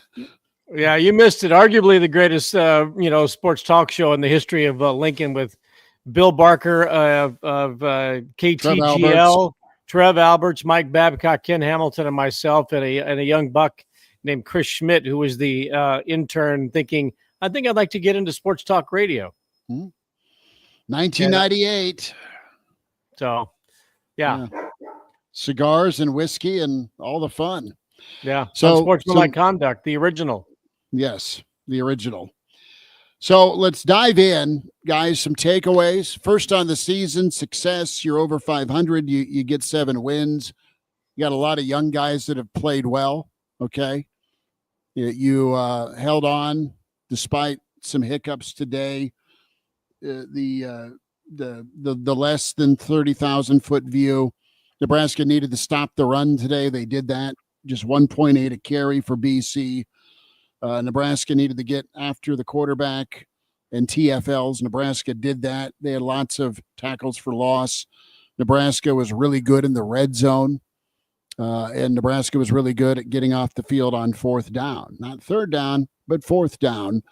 It's even more demoralizing. On offense, you hit some big plays, got your running backs involved. You found your wideouts, got your tight ends going. Offensive line was good. You ran for 130 yards. You ended up with more time of possession, but it just felt like there were stretches where you didn't have the football a lot because there were some long drives. I mean, think about that. Boston College, on the final time, they were snuffed out in the red zone on Van Poppel's stop. 13 plays, 33 yards, and no points. He also had 2 quick turnovers in the first half, didn't allow any points off turnovers, which was good. But just to run down some numbers, you had Fedoni with 5 catches for 50 yards, Lindenmeyer 2 for 22, Harburg 1 for 8. Harburg kicked butt. He was great on the edge blocking, really, really big time in that facet of the football game. Make sure Lewis Bond never finds his way back. He was pretty big time. Javen Wright led the way with 8 tackles, Shavers with 6. You look at sacks, Nebraska had 3. Nebraska finished the game with 7 TFLs and 2 forced fumbles. Yeah, and for all the talk that we had about 2 weeks ago, a lot of Husker fans doubting the hire of John Butler.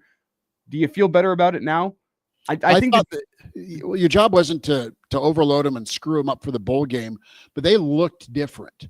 They looked confident and they flew to the football. They looked fast. I love that. Was it perfect? No, I think there was almost 150 yards that Boston College picked up on 5 separate 3rd and longs. So it wasn't a perfect performance. There was still some wide open guys running free in the secondary. 3rd down wasn't great for the Husker defense. But I mean, overall, I think you can credit 6 total points because of the failed 2-point conversion to the Husker defense. Let's be honest. Another 6 being credited to the 7 being credited to the special teams and 2 the safety. No, I think all the points the return also special teams. All the points were off of special teams. You could argue. No, they were. They were. All of the points were off of special teams. So I felt good about on the block PAT. Again, it's special teams. You can blame the field. The conditions were terrible. It was an awful snap. It was a wet football trying to be put down. Everything about that play. It wasn't the fact that they got through and blocked a kick on a clean play. Everything about it was bad. If you watch the snap, it went back to the numbers of the holder. He bobbled it, got it down late. Kicker stutter steps going to the ball, and by then the defense gets in and penetrates and blocks it and runs it back. I mean, it was just and the conditions, I think, played a large part in the lack of success on that play that led to 2 points for Boston College. But you're right, it's a special teams play. The blocked punt leads to the late touchdown and the drama and the unease. So look, that's going to get addressed. It's not as though the game is over. And Matt Rule, who thanked the media for covering them all season, I got news for you, Matt.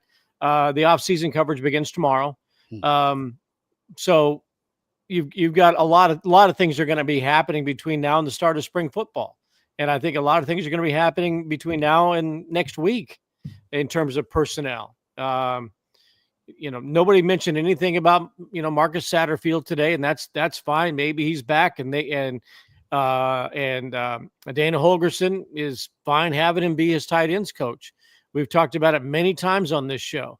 In this era of NIL, transfer portal, money, and all that, I believe Matt Rule will be the first titled CEO head coach of a college football program, right? He's already the de facto general manager, but Nebraska has a general manager.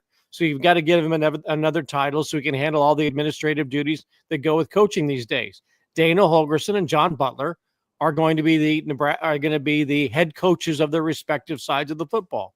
And if Dana Holgorsen is comfortable with Marcus Satterfield, there you go. He'll be his tight ends coach, albeit at, I'm sure, a reduced rate. John Butler, if he's happy with the folks that he's working with on that side of the ball, he'll be coaching the defense, and it's his unit to administrate. Special teams, that's probably going to be, up to Matt Rule to make the decision with a longtime friend. It won't be easy, but probably wasn't easy to tell Marcus Satterfield with 3 games left to go in the regular season, my friend, I love you, but you just don't have that job anymore. And he did it. Now, he's kept him around at a very high salary, but at some point, the decision is going to have to be made about what they're going to do on special teams. And if he says that's overhaul changes from top to bottom, then my guess is Nebraska will be in the market for a special teams coordinator well before spring football begins. But they can do so knowing that they're going into the offseason with a lot of momentum and a bowl win. And I think everything is positive. Now, how do you judge John Butler on today? I don't know. I'd give the defense. I'm hovering between B and B plus. Yeah, I would say an 8 out of 10. And I can blame the tackling on the Nebraska didn't tackle all that well. Same 2 guys who have missed tackles all year missed tackles today. Sure. And they did so on 3rd and long, and right, and that's not an the issue. coordinator. Look, they always say the sloppiest football of the season is the month of September because teams weren't doing a whole lot of hitting in fall camp. No more 2-a-days or anything like that. So it takes you a few weeks to get into hitting mode and game mode and all of that. And I think we saw residuals of that being off from the Iowa game until today. I think the tackling was poor, perhaps for that reason. But look, it's a great start for John Butler. No question about it. Whatever he's schemed up for the team that they were playing, for the most part, it worked. But another thing to note here with the defense is I'd consider that probably the best defensive performance that we've seen since the Purdue game, maybe Rutgers game.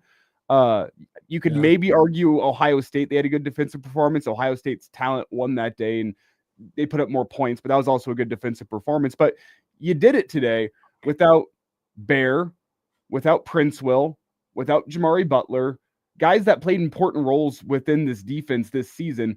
You did it without them, and you put together the best defensive performance. I think that says something. Did you have extra time to prepare? Yes, you did. But you still put together a great performance against an admittedly shorthanded team, but you were also shorthanded on the defensive side of the ball. I think that means something. And don't discount the absence of Tony White and Terrence Knighton. That's disruptive. I know they're not playing, but the relationship is lost. The trust is lost. Now, Nebraska has 50 assistant coaches, so they're familiar with everybody, and they've had a chance by now, you would think, over 4 months that they're no longer wearing their name tag around John Butler. But to lose coaches that you have trusted in for a year or two and to have them gone and, teammates no longer in the room with you, that's disconcerting. It may not have anything to do necessarily with the X's and O's, but trust, the familiarity, all of those things that you build up when you're on the field, which again, the 15 or whatever practices they got getting ready for the game, significant for everybody to get on page together. But, don't discount the loss of them and just their presence, because people liked Tony White. They loved Terrence Knighton. And to have them go at this time and to regroup and play the way that defense did, I think that says a lot about the character and the culture of the program, that you can lose them and still kind of be on page together. To flip it around offensively, how do we feel about what that performance means heading into 2025, where you're going to lose some offensive linemen? I think there's probably more news to come in the portal from an offensive line point of view, but you already know you got a couple more wide receivers coming in. Harburg in his first game as a tight end impressed me, and he's going to have a whole offseason to work now. You have Raiola ending the freshman year, see what he can get accomplished through the offseason going into his sophomore year. And, Emmett Johnson's going to be back and is going to be your lead tailback next year. Liked what I saw from Dana. What do you guys think?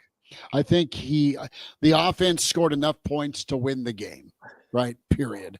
That's not always been the case in the Matt Rule era, clearly. I thought, some to-dos for me on offense. They've got to still minimize leaving points on the field, okay? So you left points on the field on one drive is all I'm going to nitpick, and you ended up going for it twice and you got stuffed. So at worst, take the points and make it 23, all right, or 17. It's a bit of a blur with that. That was earlier in the third quarter. You could have taken the points. Touchdown makes it 21 or 20 at that point. But Nebraska really had one drive that they didn't finish on. I thought they were pretty good on second down. I mean, they didn't get to a lot of third downs. They ended up 3 of 11 on third down, which was so-so. But they had some big third downs to keep momentum. They were 3 of 4 on fourth down, which was huge. So I thought the run game was nice. There's one time where it was that sequence right after Emmett ripped off that 34-yard run to set up first and goal at the 4. You try Barney, and that was a tough catch, but a catch he probably would want to make. Banks drops one in the end zone, right? And then you fake the field goal to completely pull the grenade pin on that drive. I hated the fake field goal call. I like that. I like the idea to go for it because I just don't like the way you went for it. Based on the field conditions and your long snapping operation, I didn't have much faith in a field goal in that moment. I hate the idea to fake it because Boston College, rightfully so, is ready for the fake. They understood the because you just okey doked them faking it at your own 45. And let's be honest, nice moment. All right, you got GIF a reception, but just leave your quarterback and offense on the field if you're going to go for it on 4th and 5. For the love of God, that's where I'm at. I didn't. Don't get too freaking cute, and it pisses me off. And I didn't mind it as much. I minded more after you gashed them for, 34 yards on that run, which was a great run by Emmett Johnson. Oh, yeah. Why don't you come right back and run at the same exact spot on the very next play? Just go off that left tackle, blast him. You got Robinson in there at fullback. Judy's played some fullback. Put him in there and just go the same exact spot. But why you had to throw back-to-back plays? Yeah, finish it off with the run. There's an extra tax to me. If I'm a defense and I give up a rushing touchdown, that's going to hurt / cost more than a fade route. I mean, it sucks to give up a touchdown, but when someone runs you over going into the end zone, you're going to feel that. Right. A little bit more demoralizing. Well, go look on the 4th down play to seal it, where Ramir busts off 10 when they needed 1. Yeah, they went back to it at least. Watch the defensive end on the play, who Ty Robinson kicks out. You can just see it with body language. He didn't want none of that. He saw Ty Robinson killed earlier. He's a different guy, but I think you still probably knew what was his coming. buddy get killed earlier. Yeah. And he saw Ty coming, and the job there is to crash down, put his shoulder in, and essentially knock Ty Robinson back into the running back into the hole. That's the job there, and that defensive end didn't want any of that business. You can see it in the body language. He did not have the confidence that he was going to go take on that block. Jordan brings up a wonderful point. Are we confident that field goal would have gone through, or would it have been blocked? That's what I'm saying. Because you could have had the hat trick today. That was still out there. The blocked field goal, the blocked extra point, and then the blocked punt. Oh, I mean, that's a hell of a way to go out. The true golden sombrero. Imagine how statistically improbable it'd be to win a game where you get all 3 blocked. And you're minus in the turnover battle. Can you have a kickoff blocked? I mean, what the hell? The grand slam of all block kick. They don't make a change at special teams. They'll find a way. It's like the grand slam of blocks. PAT, field goal, punt, and somehow they managed to have their kickoff blocked. Man.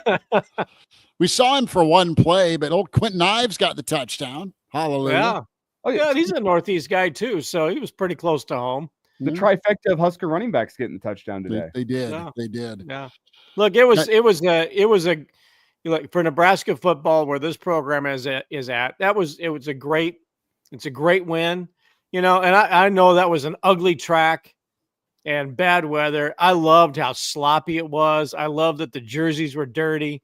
I loved that Nebraska wore, red over white and didn't do something gimmicky. Like every time I look up at this Iowa State Miami game, I have to look at the score bug to make sure who the other team is, because Miami looks like Miami and Iowa State, for whatever reason, I get that they love their black uniforms at home.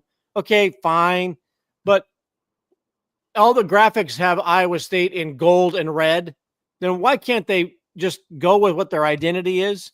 So I love Nebraska's look today. I love that it looked like a sloppy late season football game. It was muddy. It was dirty.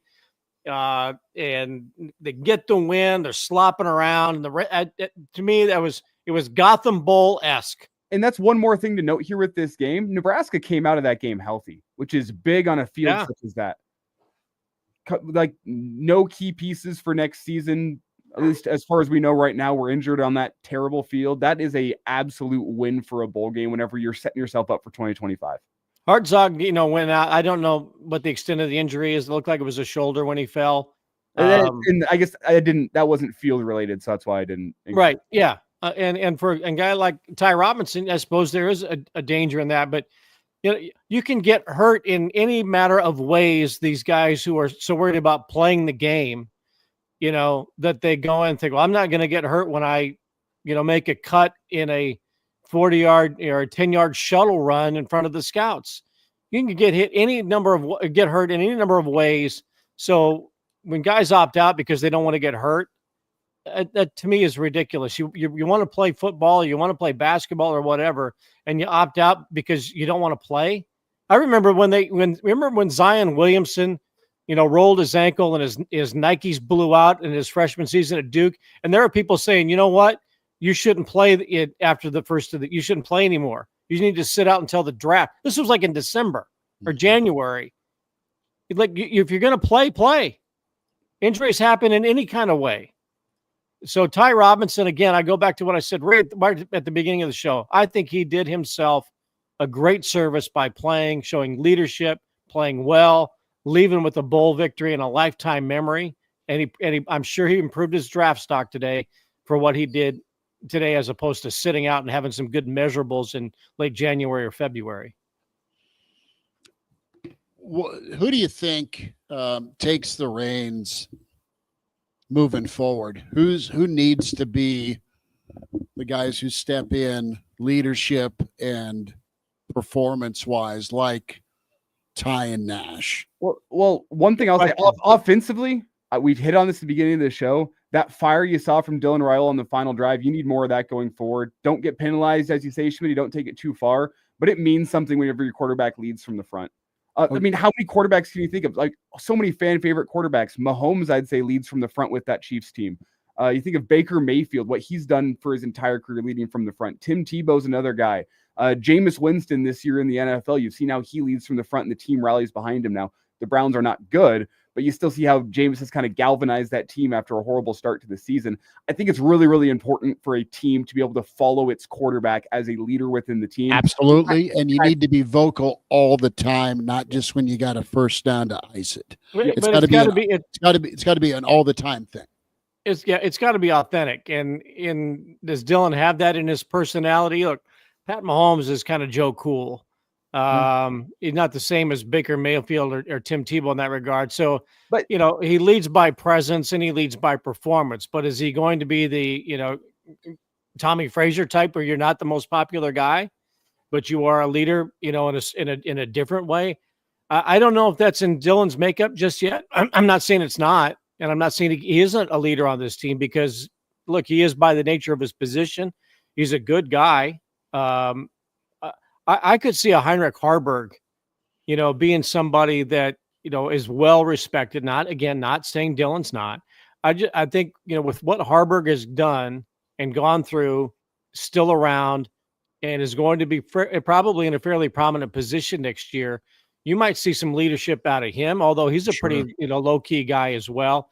What Nebraska lacks on the offensive side, and that's just I mean, I'm not around there every day to see what the offensive line is like, but I think that there needs to be somebody on that offensive line that is that respected voice that is You need a echoes. Like, psycho. I'm thinking like a Zach. I go back to the Pipeline days, and that's where I come from. But I can remember when there was like a Zach Wiegert or somebody like that really had a vocal presence, and who is that on the offensive line? That's a group that's growing up together. They've recruited some pretty young offensive linemen that are going to have to step up and take over those roles, next year, that are going to be sophomores and freshmen. And I think we'll see those personalities develop. Defensively, is it a Van Poppel? Is he that kind of guy? Is it a Shavers? I think that's a guy who's pretty fiery. And somebody wrote in the chat, you watch him on film and he pops, and his emotion, I think, pops, and he performs, and maybe he's the guy. But they're going to miss Ty Robinson and Ash Hutmacher. I know it's Maker. If you're going to talk, you better back it up with your play. Your action's got to be the loudest part of you, in my opinion. Yes. Yeah, and one thing also to note here is we've talked plenty about the culture within the team, what do you call it? For lack of a better term, the losing culture that currently permeates within this team, where they have found ways to lose in the fourth quarter. Can you find some guys that have come from winning-ish programs via the transfer portal? Can they step in on short notice and be leaders to this football team? Because we've talked, like, you want to get new blood, you want to get new leaders in, new guys that don't have that same mindset of losing that has unfortunately permeated the Husker football program. Can a guy like Dane Key step in offensively and say, this is a winning way? Can a guy like Deshaun McCullough step in defensively and say, this is the winning way forward? You know who else? The guy we're talking a lot about is Shavers. He came from winning programs in Florida. Okay. Mm-hmm. You keep going to that Florida well and keep getting the McGahees and the Shavers and the Barneys. Those guys won in high school, and they really don't tolerate losing. This year is probably a hell of a shock for them, right? You come in and, your offense isn't peeing a drop until Dana gets here. Special teams is a meth lab. I mean, they're probably going, what the hell am I sticking around for? I like my teammates. I like where I'm at, but this isn't what this wasn't tolerated in high school down in Miami. So you get guys from winning programs. And right. By the way, you're also getting guys that were as they kind of continued to keep working this freshman season, they were more college ready than a lot of freshmen just because of where they came from. And I think that's why you saw Shavers not really blink in the moment. He killed it. First play of the game. Well, a guy like Caleb Benning, too, comes from a winning program at West Side, and with his lineage to the program, he's young, though. But is that something you might see out of him? Maybe not next year, maybe in 2 years. Look, we're talking about who's going to be the leaders as opposed to, my God, what do they have coming back? And do they have any talent at certain positions? I think Nebraska's got players at all the positions. They need to have depth behind them. But who has that personality that's going to step up and be somebody on the field? And maybe it is Dylan. Maybe he grows up in the off season and has more of a personality. Like, I don't know if it's ever going to be like a Tebow or a Mayfield, but maybe they do see more out of that. And it's not just assumed because he's the quarterback, but because he has earned that as not just the quarterback, but as somebody who is who leads by example, and they respect his voice. Let's get one more comment in here. Pete checks in. I'm asking because 10 minutes ago they were talking about how all of the points were off of special teams blunders. Pete, you're right. They did drive it. Started at the 28. They drove it down and got a touchdown there. So yes, they did have one drive. They had one drive. The defense gave up 6 points because they missed a 2-point conversion. Yep, I said 6. So yeah, you were right. So thanks for that correction. But in all honesty, yeah. I mean, the reason the door wasn't bolted shut and slammed is because of special teams. But wholesale change is coming. That's the word from Coach Rule. So, guys, So we'll, what do they have administratively now? Just real quick. Okay, portal closes what today? Today, and so then if you want to get on that plane, you're not going anywhere. Yeah, right. So the portal closes today, but then you also have a signing period in early February, which means And you have a nothing. spring portal session. It's spring, and then you have spring football, followed by which you will have spring ball, where they will be recruiting their own players, or telling some to, thanks but no thanks. And then there will be a post spring portal session, correct? And then a couple of And months then July later, gets here, and this stupid situation college football's in is we pray it's settled. So there's revenue sharing and NIL, and then there's some parameters finally set down here in July once you finish the court deal. yeah, but sure, there's the 20. To me, that's just $20 million that they have. That's not a salary cap. That's just the school's going to get money, or the NIL collective is going to get some money. That doesn't preclude, some business from putting money in a Happy Meal, whether they give it to them under the table or over the table. That's just $20 million that's being allocated to here's some money you can go spend, but that doesn't mean that all of the jock sniffers in Eugene aren't going to be given as much money as they can to every Oregon Duck that wants to, quack by. Here's a question. Thing in Nebraska. It's not as though. Here's the problem and one of the problems with the NIL. Well, maybe we'll talk about this more on the Average Joe Sports Show. Look, in professional sports, it's the owner's money. Yeah, they get money from television and whatever other money the NFL brings in or the NBA brings in. But if Jimmy Haslam wants to spend $250 million on Deshaun Watson and give it to him guaranteed, that's on Jimmy Haslam, the owner of the Cleveland Browns. The NIL is not the University of Nebraska or 1890 deciding how they're going to allocate. Well, they do decide, but the money that comes in is the average Joe or the average Joe with an above average salary who wants to have a part in the program. And if there's not a good ROI on the donation, they're not going to donate anymore. Well, but is a bowl victory over Boston College enough to look at some of your donors of substance? Sure. Yeah. That there has been return on investment. We need more shavers. We need more. We need more Raiolas. Right, but look at the guy. The business that had DeColdis Crawford. Was that a good ROI? Probably not. But stuck with it and gave it to Polar Bear. No, right. I think they actually rarely did get good return on investment because of how half viral that. I agree with that, but what I'm saying is not every business who chips in money or every individual donor who chips in money. Again, in the pros, it's one guy's cash.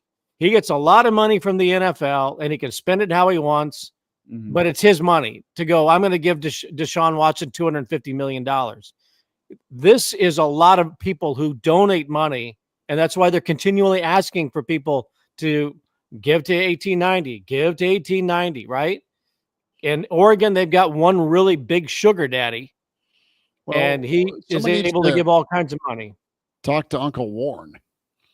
Either that or start sending gear, and I totally am kidding, but start sending gear to the Saudi princes.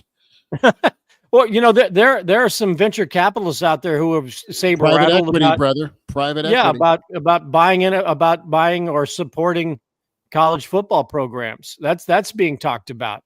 And now you're getting into private financing of equity firms or whatever that it may get involved in all this. They're talking about that with the Pac-12 and other conferences. I think the Big 12 started that talk about, having an equity firm, pay for their league. This is a big issue going forward that's going to make the offseason pretty interesting. And sometimes for some people, it's kind of boring to hear, but that's the discussion that should lead every discussion about college football in the next 9 months and 9 years. Totally get it. Totally agree. But yes, winning today, that helps. Guys, you want to get a final thought before we get out of here? We've crossed the 2-hour mark, so no, we've made it to the finish line, man. I got my Broncos on TV, so no, you go get some wings, Elijah. We'll continue this the old to be continued, ... just a different name tomorrow. The Average Joe Sports Show live at 10:30. Our old partner, the Iron Horse, Gary, will be with us. Elijah Herbal, Bill Dolman, Chris Schmidt.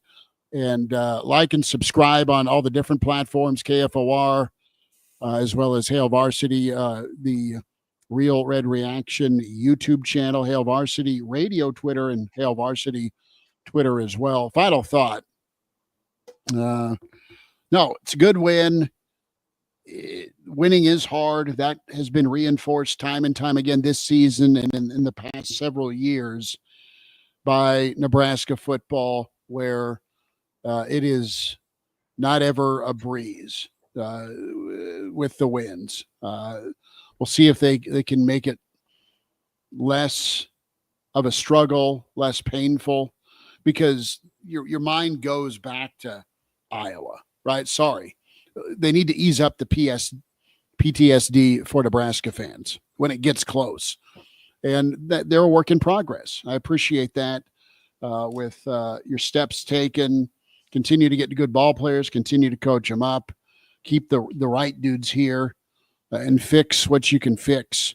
And that now is solely on special teams, right? You've made moves from a coaching standpoint and a coordinator standpoint. You're done hoping it's going to work. You got to make sure it works, and steps have been taken that way. And no, I'm fired up with the players they're going after. I like just talking with a lot of the coaches or former coaches that get to see what goes on. They are developing, right? And you've got your friends of the program with your good dudes at 1890 that are going to keep you in every discussion financially. So it's the arrow's pointing up, and it feels a lot different in a great way if you're a Nebraska fan from where you were a month ago, and that was the Iowa game, with how the hell that you had a chance to kind of set yourself on fire a second time and you didn't. Okay. And you got a good future with your quarterback, your defense, and the ability to really take a look at this conference next year. You better grow and get better. You better climb the ladder in the Big Ten, because 7-6 and 10th in your league for what you spend isn't the right answer. So let's see what year 3 looks like.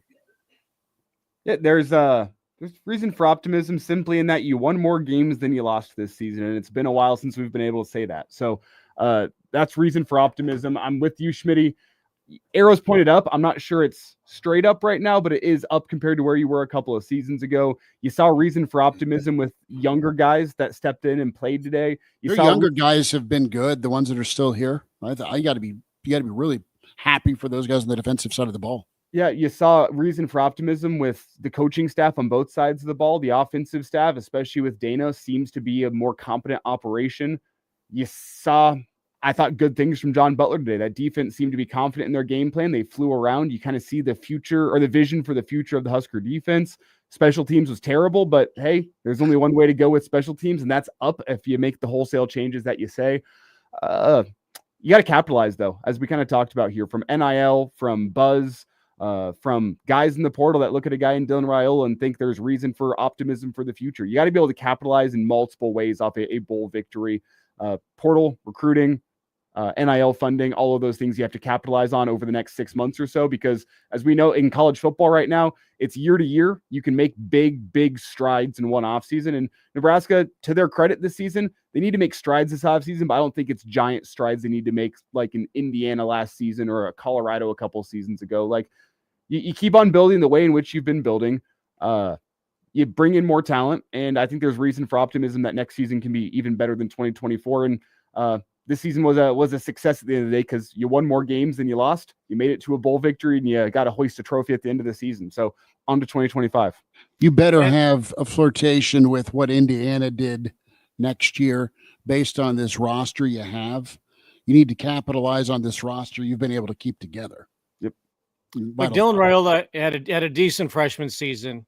Was he a total difference maker? Not necessarily. He certainly had freshman moments, right?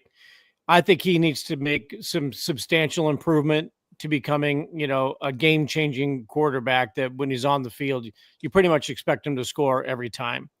but and I believe that that's clearly his capability. So not to denigrate his play, he played like a really, really good freshman quarterback throughout most of this season. And I think that, he has the opportunity to take, a massive leap ahead to where he's not just a guy who goes from a good freshman year to a good sophomore year.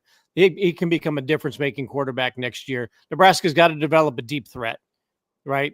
Pretty efficient with the tight end, fairly efficient with, getting passes to the running back out of the back. The play that they ran today a couple of times that Emmett Johnson scored on, brilliant, and the way they ran it so efficiently, that was pretty special. I think you've got a good running back, but Nebraska's got to Raiola and the deep threat with the speed that they have at the receiver position. They've got to start taking advantage of that. There needs to be some explosive big plays. So I like the young players they have on defense. I think Shavers is a difference maker in that regard. Barney is a difference maker offensively.